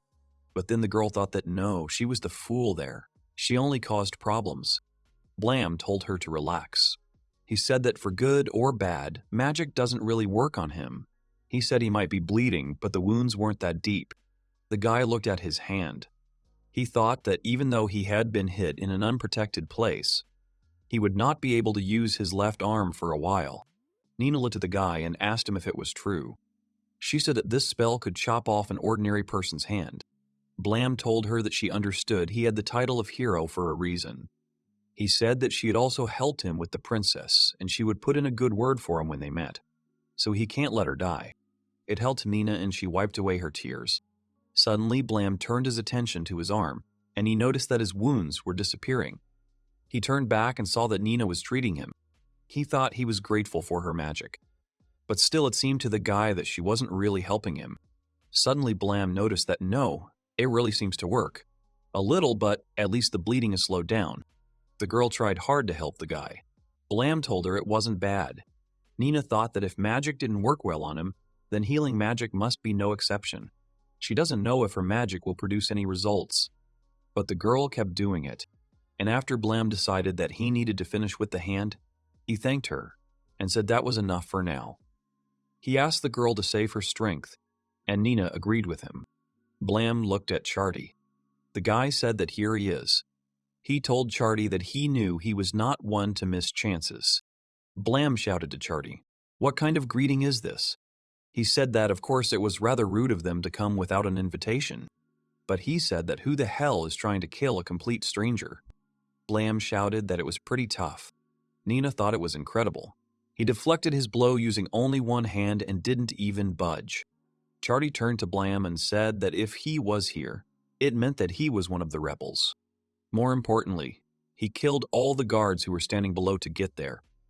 Realizing that he couldn't handle him, He came to the conclusion that he should have used a surprise attack to protect the princess.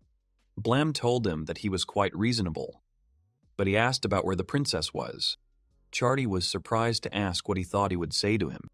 Nina was watching all this. She was looking forward to meeting Miona.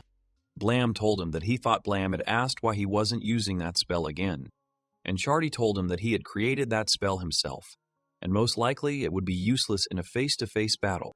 Blam thought that he had managed to break through his magic barrier using a spell he had invented. This impressed the guy. Charty said that besides, he would prefer to attack with a sword in his hands. Nina was seriously scared. Despite everything, the guys were ready to fight on. Blam asked why he was so sure he was going to die. Considering the circumstances, his surprise attack was good. He temporarily disabled his left arm. Blam asked if he still thought he couldn't beat him. Charty replied to him that if he fought him, he would die.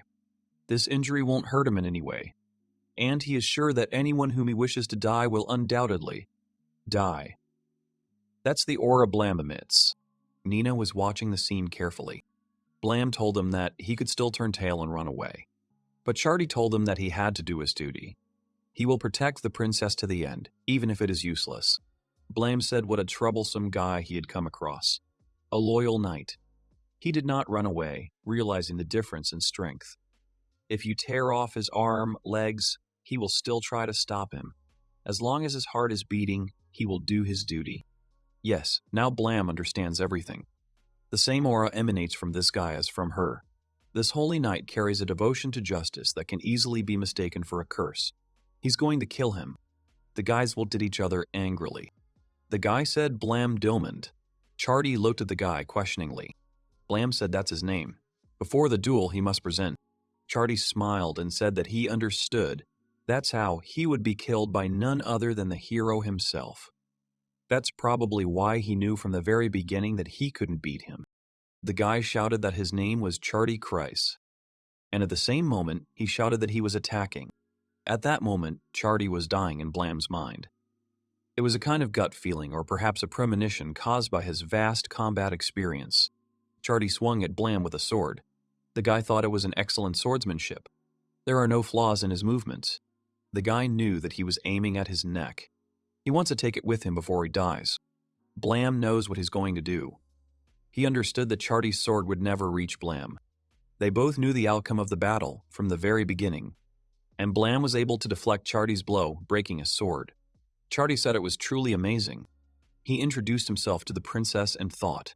He thought he knew what he looked like in her eyes. But he has a deep respect and affection for her since she saved the city. He thought that her valiant image would forever remain in his heart. And at the same moment, Blam swung at Charty and said that they would see each other again. Charty thought he would pray that these people would make her happy. But the second Blam's sword was a millimeter from Charty's neck. Manhua shouted that they had had enough of this. The guys were very surprised. Charty turned towards the voice. Blam also looked in that direction. Nina was also looking there, hoping to see Miona. The girl, before she appeared in front of the guys, said that, my God, how it gets on her nerves. She said that at first she was scared by the sudden sounds of battle, and then she rushed into another room. Now she finds the two of them trying to kill each other. The girl said she couldn't help but wonder what would happen next. The girl came out of the shadows and said that whatever it was, it would put an end to it, even if she had to use force. When Nina saw Miona, she couldn't hold back her tears. Charty looked at the girl and turned to the princess. Blam also looked at Miona with surprise. Nina shouted her name, Miona. And Charty also shouted, ah, oh. Blam was looking at the girl intently. He thought it was understandable.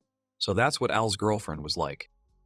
The third princess of the Empire of Zava is Miona Letzavak.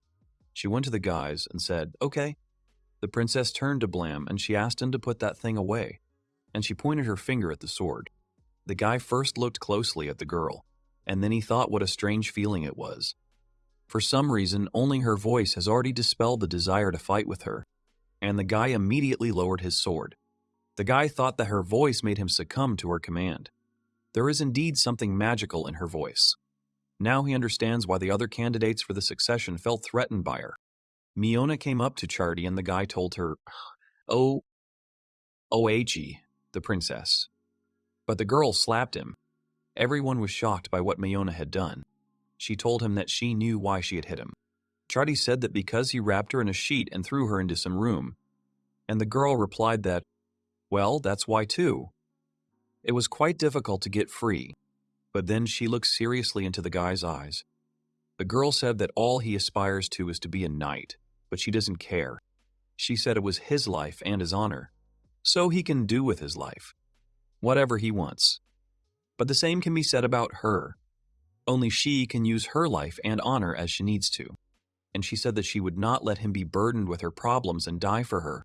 And the guy immediately lowered his eyes in shame. The girl looked at her for a while, and then Charty told her that he understood, and he admitted that he was terribly sorry. But at the same moment, the girl put her hand on his head. She smiled and said that it was fine. Then everything was fine. She is glad that he understood everything. The girl was smiling, but Charty couldn't do it. Blam was quietly watching all this. The girl turned to him and said that she would continue. She turned to Blam and asked him who he was. But at the same moment, the rest of the guys on the carriage with horses began to approach the building. The carriage stopped and Beatrice started to get out of it. The guards started shouting that it was reinforcements. They are saved. He said the rebels are on the 4th. But immediately Beatrice kicked the guard and he flew far to the ground. She said it looked like the two of them were still inside. Mary and Roy got out of the carriage, and the guy said that in that case, until they take Princess Miona out. And Mary continued that they would have to fortify themselves there. Kiro said that he knew that everything would lead to this again. At this time, Roy and Mary could be heard laughing in Miona's room. Miona turned to the window and said that this laughter was the Harlans. She asked if her mother was with them. The girl couldn't believe it, and she turned to Blam. She said she understood, so that's how things are. She asked that he was a Blam Dilmond, right? He's Al's friend.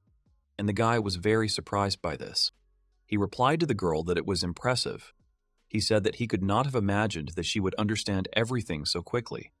Miona said it was pretty obvious. Her mother would never leave alone unless she went to him for help. And the fact that he was there at the same time as she returned, it can easily be concluded that he is also part of this plan. Blam replied to her that he understood, and he said that she had a good intuition. But he asked how she knew he was Blam Dilmond. The girl replied that it was even more obvious. She introduced Al and said that this pervert had no friends at all. Blam thought she said it so bluntly. The guy fell into a stupor. But the girl continued and said that the only exception was him, the very hero. The guy laughed and said that's how it was. He thought Al shouldn't worry. Not that he had many friends either. The guy told her that he felt better now. It seems that there was no need to drag this girl to vouch for him, and he immediately took Mina and showed her to Miona. The girl was delighted and said that she had not noticed her in this darkness. She said that they hadn't seen each other for so long and asked Mina how she was. But the girl couldn't contain her emotions. She immediately ran to Mina. The girls hugged each other and Miona said she was so glad to see her and the girl thanked her for coming. Nina couldn't hold back her tears and cried very hard. Blam was watching the girls. Miona said that God, Mother, Charty, and she are so much the same. The guys are trying too hard. But Charty continued to sit without emotion. The girl said that they should not forget about him. If he did not come there himself, it means that something had to happen. And Blam told her yes. Miona said that, to be honest, all the people around her are one of a kind. The guy smiled in response to her words. Nina was very happy to see her. Miona turned to the guys and invited them to move out, because she doesn't want to make her mother wait too long, and she doesn't even want to imagine what would happen if reinforcements arrived before they got out of there. And Blam said yes, she was right, but then he turned around and said that he had almost forgotten, and the guy called Charty. He said his life was spared, and let him live right. And also, if he is blamed for this and threatened with execution, then he has the perfect excuse for him. He pointed a finger at himself and said that he should tell them that no one else had defeated him, but the hero himself was Blam Dilmond. The guy asked if he understood. Charty looked at the guy and said he would take it into account. Meanwhile, Beatrice was already surrounded by guards. Beatrice thought, damn, there are a lot more soldiers there than she expected. She thought it looked like he had really stepped up security around the mansion. And she thought it wasn't bad, Kenneth. The girl tried to fight back. But then shouts were heard for everyone to step aside. and then a white column of light fell from the wall of the mansion. A hole formed in the wall of the mansion, and Blam, Miona, and Nina appeared there. Blam said, "Good God, they were finally out." Miona said she was in no position to complain, but she asked if he could be a little more elegant. She asked if he wasn't a hero. Blam told her that whoever was talking, he asked her not to think that he hadn't seen her bring those guards to their knees. He said that, damn, the apple doesn't fall far from the tree. He said that he thought it was quite elegant of him. And the girl replied that, yeah, whatever she says. Beatrice shouted to Mione and said she was so glad they were okay. And Blam and Nina too. Miona was very happy to see her mother. Blam said it looked like they were doing well too. Beatrice replied that not really. She said that they regained their strength much faster than they thought. They only have their hands full protecting the carriage. They are receiving more and more reinforcements. At some point, they just won't be able to handle them anymore. They have to reduce their numbers if they want to get out of there. For so much trouble. Blam said that, well, then let him provide them to him. After all, he's good at it. And Blam added that for now, let them focus on protecting the carriage. And after a moment, they began to fight. But then Kairos saw that he was being attacked. Roy called out to Kiros. One of the warriors said he was caught. He swung at the guy, and Kiros was shocked by this, and he was very scared. Miona was able to deflect their blow and protect Kairos. The guy was very surprised by this. He turned to Princess Mione, but the girl said that she helped him without hesitation. She asked who he was. Kiaros replied that yes, they had met for the first time. But the girl said she didn't care. She said he was with Roy, which means he's her ally, and she said she was counting on him. He got excited and screamed. He shouted that yes, damn it, they would do it. But then one of the guards called out to Miona. He asked her that she was betraying them, but did not understand why she was doing it. They said they didn't want to fight her. The girl replied that she was very sorry, but she had already made a decision. She shouted that she would not let anyone stand in the way of her freedom. Let them get out of trouble if they don't want to die. And the girl pointed the sword at the guards. The warriors have already surrounded all the guys. Blam thought there were about 40 of them left. An explosive spear of light or a devastating fast attack with light will not help in this situation. Not to mention that Beatrice said they'd better not stay there. Or one of the most terrifying enemies they can face will appear before they leave. Mary turned to Blam. The guy told her that he would try his best, but first he needed her to buy him some time. And the girl replied that she understood. She told him to just leave it to her. Blam raised his sword up. He thought that the shining rain of death. This skill causes a rain of arrows of light and allows him to control all the arrows and scatter them over a wide area of action. But he realized that the problem was that he had to keep all the arrows in check without stopping. He turned his eyes to the side and thought that otherwise they would beat not only his enemies but also his allies. And at the same moment he raised his sword up and uttered the words, "Ah, O Ak, O light. May he descend upon his enemies." The shining rain of death. The guy thought that if he hit the wrong place, she would die, and everything was flooded with bright light, and all the guards began to fall from the blows. They were lying on the ground without moving. Blam shouted that it was okay. That's all. Let them get out of there while they can. And Kairos supported him, and so they all got into the cart. They went on a long journey. There were 2 warriors standing at the gate to the mansion. At the same time, Blam was not going to stop the cart. The guards became very scared of this. The cart almost ran into the guards and they flew away to avoid being run over by the wheels and horses. And Blam and the others set off on the road. The guy thought, turning to Al, that they had done it. Their mission was mission accomplished. Meanwhile, on the road connecting Remter with the capital, there was a girl sitting on a horse. It was the Holy Knight of the Zavak Empire, Viola Lux. She held out her hand in front of her and thought that her heavenly attire was restless. Blam thought it didn't look like anyone was following them. He said that, well, they've done everything there, so he's betting Remter's troops won't be able to regroup for a while. Blam thought they had done it. This is their victory. Meanwhile, the next day came. Blam was sitting on the seat. All the other girls were sitting opposite him in silence. Nina said that he had been acting strangely for quite some time. She asked if he was okay. Miona replied that he just reacted badly to what she told him. After all, Blam has a pretty close relationship with her. The commander of the unit sent by the capital to escort Miona. Meanwhile, Viola arrived at the mansion. She asked that she had come all this way, and now they tell her that Princess Miona and Her Highness Beatrice have escaped. In front of her stood Chardy Incanate, who had injured his neck. The girl thought that to think that he had helped them. She means, only he can do something like that. She thought that now she understood how she felt back then. Her heavenly robe reacted to his sacred sword. This means that the sword is still holding him captive. Meanwhile, a scream was heard in the carriage. Gosh. Blam. Beatrice said that the holy knight Viola Lux, she is not only his former companion, she is also the strongest warrior of the Empire. The girl said she was the worst stalker they could ask for. This Hector doesn't understand what mercy is. Employees? Miona said that nevertheless, she had heard that she was due to arrive tomorrow morning, so they still have about half a day, not to mention that they shouldn't leave any stone unturned while they're looking for them. This means that they will not be able to move at high speed. So, whether he sees, she said, turning to Blam, there is no reason. The guy said no. Meanwhile, at the mansion, Chardy told Viola that according to the guards, after leaving the gate, they went to the poop. The girl thought about it and said, to the south. She thought that the princess with the kingdom of Kit was in that direction. She assumed that they were planning to leave the country, and then the girl understood. She thought, no, it's not like that. Meanwhile, Blam said that she fart. Viola will definitely understand. Next to the border is the former lair of the demon lord a dungeon. She will realize that they are heading to the dungeon. The girls listened attentively to Blam and thought about it. Blam said she would come straight to them. He thought that it was not easy to understand but it was logical.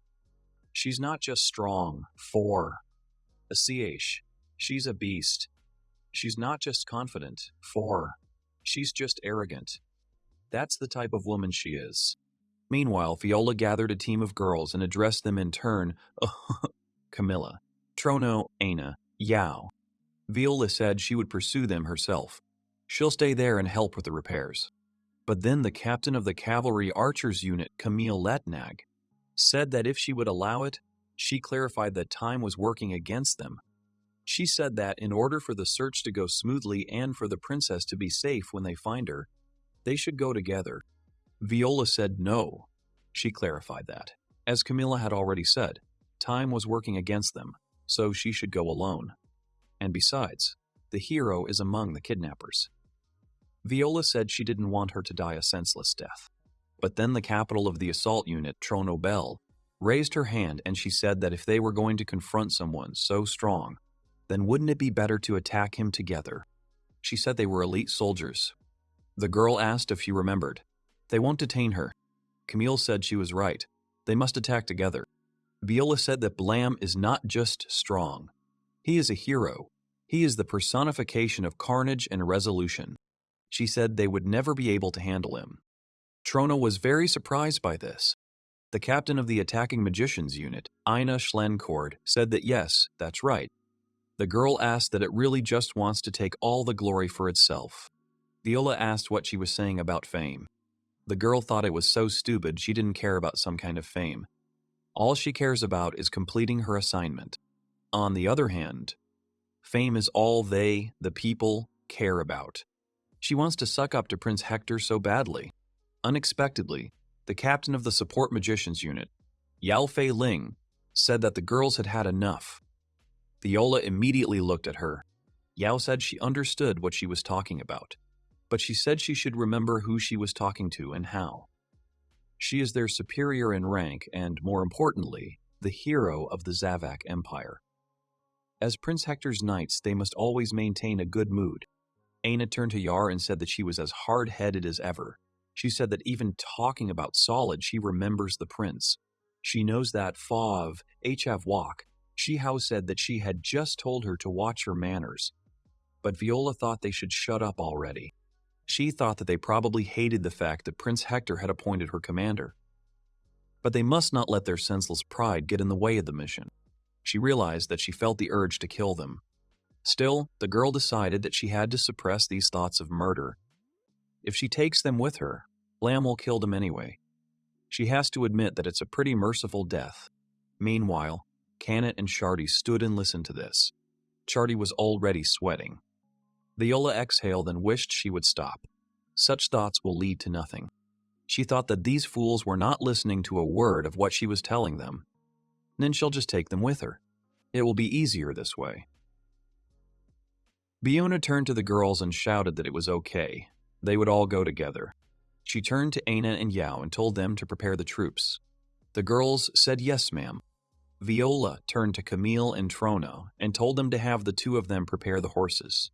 The girls answered her, "Oh, osh." That's right. Viola looked at Canet. He asked what, and he started sweating even more. Viola's sortie was postponed due to complaints from her subordinates. And because they had to move in a group, they moved more slowly. Due to this turn of events, Blam's group gained a greater advantage.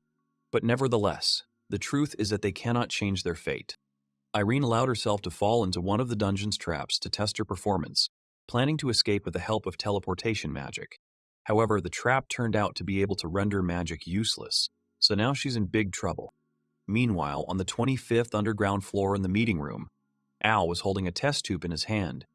He was carefully examining its contents. But then the door to the meeting room opened. The guy turned and saw the girls. They were very depressed. Al turned to the two of them and told them welcome back. He said they did a good job of checking the functionality of the traps. But then he thought about it and said that it didn't seem to go so smoothly. Irene went up to Al and asked if he was feeling better. She asked how about checking the traps yourself from now on. Frederica turned to Irene and she said that she knows how she feels, but let her just calm down. The girl said she didn't think it was Al's fault. The guy was listening attentively to the girls at this time. But the girl saw a test tube in his hands and asked the guy what it was. Al replied that it was a secret weapon. He thought it would be nice to have an ace up his sleeve. He thought that after all, his opponent was neither a soldier of Remter nor a lord of the city. His opponent is a man she has never defeated before. It was Prince Hector. Frederica turned to Al and asked what the secret weapon was. It's wonderful. She said she was already all excited. Irene asked her if it was true. Frederica replied that in any case, that's exactly what it does. Al said that they had extracted some of the core's magical power. He said that thanks to the contract, they can receive unlimited magic power from the core, although only when they are in the range of the core. In other words, they can only use it while inside the dungeon. Irene said that, so they created an item that allows them to use this power outside the dungeon. Al replied, turning to the girl, that it was excellent. He said that the Demon Lord had done something similar before. And she said no. Irene said she doesn't understand how he came up with it, but she's a little impressed. She repeated that a little bit. Al asked that it was just a little bit. He picked up his weapon. In his thoughts, he turned to Blam and said that he had almost everything ready. May they return safely as soon as possible. Meanwhile, Blam was lying on the roof of the carriage. Nina called his name. She said it was time for a daily healing session. Let him come down from there. The guy answered her by raising his hand that she didn't have to worry. He said that his hand was fine. She was completely healed thanks to her magic. He still has a few scratches, but that's not something to worry about. But Nina couldn't leave. The guy turned to Nina and said that besides, she knows how difficult it is to make magic work on him. They'll be in big trouble if Miona gets hurt and she's not around to help her. The girl looked at Blam. The guy said he knows she just feels guilty, but she's already done more than necessary. So don't let her worry about him, and the girl told him that it was okay. Nina left. Meanwhile, Blam heard some knocks. And suddenly Miona appeared above him, who said what a bad guy. Blam told her that the wind was lifting her skirt, so he didn't mind. The girl sat down on the roof and said that so what does he dislike about a girl who feels sympathy for him? She said that by letting her heal him, he would make her very happy. Blam told her that it wasn't that he didn't understand it. It's just... And he thought about it for a while. Miona said that the upcoming fight with a former comrade is all he can think about. The guy lost his face. He said yes, he couldn't stop wondering which one of them was going to die. He said that he had heard what kind of girl she was, and she knew what kind of person he was. Besides, he won't only be fighting her. She must have a large army under her command. And depending on who he has to face, he'll probably have to kill most of them. The girl listened attentively to the guy. Blam said that's why he's not sure he'll survive in the end. Miona said he wouldn't say he was going to lose that way, or maybe he just couldn't say it. The guy smiled and said that it was all right. She knows that he was a hero for a reason. Blam raised his head and looked at the girl. He turned to Mione and told her that he promised that he would take her to Al no matter what. So don't let her think about anything except the moment they reunite. After a while, Roy watched the fire, and Miona stood in the middle of the carriage. She said it was useless. This guy is hopeless. Nina said she understood everything. But Miona said it looked like his arm had really healed, so don't let her worry about it. Nina looked down and said yes. But Nina thought that she would never be able to pay off her debt to him at such a pace. She understood that the truth was, his wound wasn't that deep. But the fact remains, he saved her life, and she won't be satisfied until she pays off her debt in full. She thought he was too tense thinking about the upcoming battle with the Holy Knight Viola. He doesn't allow himself to relax for a second. She thought even worse. He was cursed by fate to be a hero, and he is bound by the promise he made to his friend. Miona said he wouldn't last long at this rate. Beatrice said that, well, he knows Viola Lux better than any of them. She said he must have a good reason to be so tense. But then Beatrice had an idea. She turned to Mary and asked her what about the two of them doing it again. Mary smiled and said she didn't mind, and she will do it with pleasure. Miona and Nina looked at the girls questioningly. Miona thought about it and said that something had happened between the two of them. Nina thought it was the first time she had heard about it, but it means that she can repay him without wasting her magic power. And more importantly, taking care of a person's mental health is of great importance. It seems to her that some great magician said so. She thought it was the perfect way to repay him. She's sure of it. She thought resolutely that, okay, she would do it. She understood that the debt that arose when someone saved her life and body, of course, must be paid with her body. Exactly. And then the next night, Roy, Kairos, Mary, and Beatrice were sitting around the fire. Blam remembered the words that Beatrice had said, that he should rest in the carriage. Roy supported her and said that after all, it's hard to laugh when he's tired. And Mary said she hoped he'd get some sleep. The guy understood that he had a feeling of déjà vu. After all, this time it was exactly the same.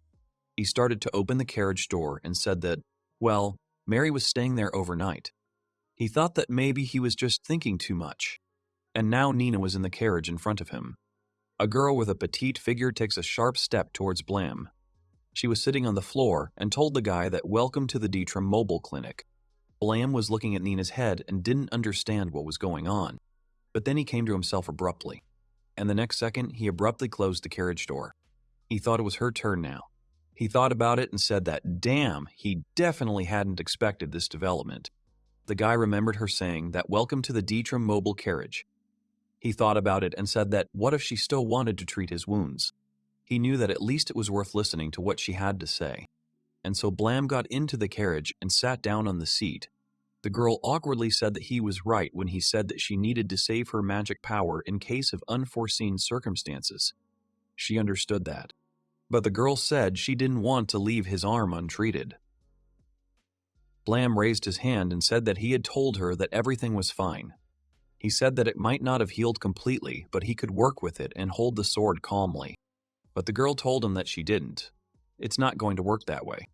At the same moment, Nina began to cry violently. She said she almost died because she was only thinking about herself. She confessed that he had saved her, but in the end, he suffered. Nina got up from a seat and said that besides, she couldn't even heal his wounds. Therefore, she needs to pay her debt somehow or she will And the girl took off her blouse and bared her body. She said that or she would. But she began to tremble violently. Blam thought he knew Nina was a reserved girl. And who would have thought that she would go so far? Blam exhaled. He said that to be honest, he never thought this would happen. But if she wanted to stop, then let her just say it. And the guy said they both wouldn't have fun if one of them couldn't enjoy it. And Blam immediately wiped the tears from her eyes. The girl replied that she understood. She told him to come at her with everything she had. Blam replied to her that she had said it now, and he asked that she wanted to have another duel with the former hero. But the girl shouted that she didn't mean it. She asked that to be honest. Why is he always so stupid? But the guy has already started the process. They both enjoyed everything that was happening. Nina asked Blam what, so they're even now. Blam replied to her that yes, he was feeling much better. The girl replied that she was glad to hear that, and she lay down on his feet. Blam was smiling sweetly and looking at the girl, but then he turned to the window and asked if she would be peeking for a long time. Miona's head was sticking out of the window, and then the girl got into the carriage. She said that for his information, she wasn't peeking. She said she was just looking out for him to protect her dear friend. Blam told her that then it meant she was following them. He said that, but if she was so worried, then she could have stopped her from the very beginning. Miona was upset. She said she respected Nina's feelings, and in the end, it was her idea. Not to mention that she's been worried about what happened for a long time. And Miona looked at Nina sweetly. She laughed a little and said she was over the moon. Miona thanked the guy for being kind to her best friend, but Blam asked not to mention it. He said he just slept with the girl, that's all. But Miona said that still. She is sure that he has experienced this before, how the warm touch of another person's skin can relieve him of all worries. And Blam told her that yes, she was right. Blam asked what it was that Al had done for her, and the girl replied that yes. She said that despite this, she would hit him if he made her cry. She hovered over him and said that, more precisely, she would kill him. And she asked me to remember that. Blam said she was a very intimidating chick, but he asked her not to worry. He would be careful. And the girl answered him that it was good. She said that then she would go back to the others. But Blam stopped her and asked her to wait for her. He said he had had enough rest. He asked me to call Mary and Beatrice so that they could have a girls' tea party or something. He said that he was just not used to such warm communication. She realizes that he didn't know what to do with her if she stayed there, and so Blam got out of the carriage and went to the campfire. He thought he couldn't make her cry. He thinks that this is another reason to return safely. He feels like he's getting used to it. Kiros turned to Blam and asked him how the young lady was doing, and Blam answered him, which means they knew everything. Roy laughed and told him not to think badly. They were just worried about the two of them. It's not just a job anymore. Blam said, good God, let them mind their own business. He thought that now it wasn't just about the promise he had made to Al. And so Roy laughed. The girls in a carriage were having a good time. Nina hugged a pillow. And Blam thought that if he fought her, one of them would die. But even so. And in the morning, Kairos went into the carriage and asked the girls if they were ready. But Beatrice told him to wait because Blam is still not there. Kiros realized that this guy was on the roof. He said he wanted to be alone to focus better. And after a while, when everyone gathered, they shouted that they were going. But they went without Blam. Blam hardened his resolve. The battle with Viola is approaching. Blam turned to Roy and Kairos. He said there was something he wanted to talk about. More precisely, he has a request for them. The guys started listening attentively. Blam said that he knows it will sound a little corny, but as men, he thinks they will understand him. And now a horse cart is driving along the road. Roy said there was one thing he really regretted. He never called him by his first name, and he always addressed himself by the title, Hero. Kiros listened to him attentively. He said yes, he feels the same way. He knows his hometown is quite close to the dungeon. When the Demon Lord was alive, they were constantly attacked by monsters, bandits who took advantage of the situation. It was a real chaos. And Kairos said that afterwards, this guy, Blam, saved them by defeating the Demon Lord. Roy noticed him. Kiros said he was very surprised when he introduced himself in the dungeon. He thought that it couldn't be that such a nasty guy was a hero. That's what he thought about then. And Roy said he understood. Kiros said he wanted to at least thank him for saving their town, but I couldn't tell him, and how sorry he is now. Roy said it looked like they were both full of regrets. Kiros answered him, exactly. Roy said the only thing they could do was respect his wishes. And Kiros replied that it was true. But Kairos got into the carriage. But then Mary asked Nina about how he took her virginity. But then Beatrice noticed him and said that he was just in time. She asked to call Blam. She said she wanted to hear his version. But Kairos got upset and said he apologized, His Highness. The girls immediately looked at him. He said he was not on board the carriage. Beatrice asked what. Kiros replied that this guy, Blam, he stayed to stop the Holy Knight Viola. All the girls were shocked by this. Beatrice got up from her seat and asked about what was going on and what it meant. But Kairos just handed over the note. He said he asked me to give it to her. The girl immediately opened the letter.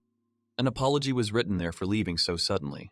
But, as he already says, Theola won't let them escape, no matter what. And the only one who can stop her is him. They shouldn't take any chances. There is no other way out. Miona asked how he could do it alone. The guy turned to Mary and said that he liked her laugh. It's a pity he won't be able to hear it again. Mary started crying and said it was like he was saying goodbye to them. Kairos thought that it was true. These were his last words addressed to them all. He turned to Nina and apologized to her for leaving her so suddenly. But she met Miona again. Let you pamper her to the depths of her soul. Kairos thought that he was planning to buy them time at the cost of his life. He told Beatrice that he had never met his mother, but he thought he understood what it was like to have someone who could take care of him. It wasn't that bad, and he thanked her. He told Mione to go to Al. Her own family tried to kill her. Just let her forget about everything and be happy. She deserves it. Besides, she's confident that she can make Al happy. He's a capable guy, but his talents will one day be his undoing. He needs someone to support him. Let her take care of him. No one else can. And finally, he usually never says such a thing, even under threat of death. But since this is, of course, so Beck, he said he liked them. The girl squeezed the letter and said they were bullying. She ordered Roy to turn around right now. She knows that he hears her. Roy. Kairos said it was useless. He will not go for giving the will of Blam. Beatrice was angry. She said he didn't understand. He's going to die and he doesn't care. Kairos shouted that of course not. He said he considered him his friend, and I owe him a lot. But after these words that he said at the campfire, he said it was the first time he wanted to use his sword for someone else. So he asked to be allowed to save them. Kairos said he couldn't refuse. After his departure, the pain in my heart does not subside.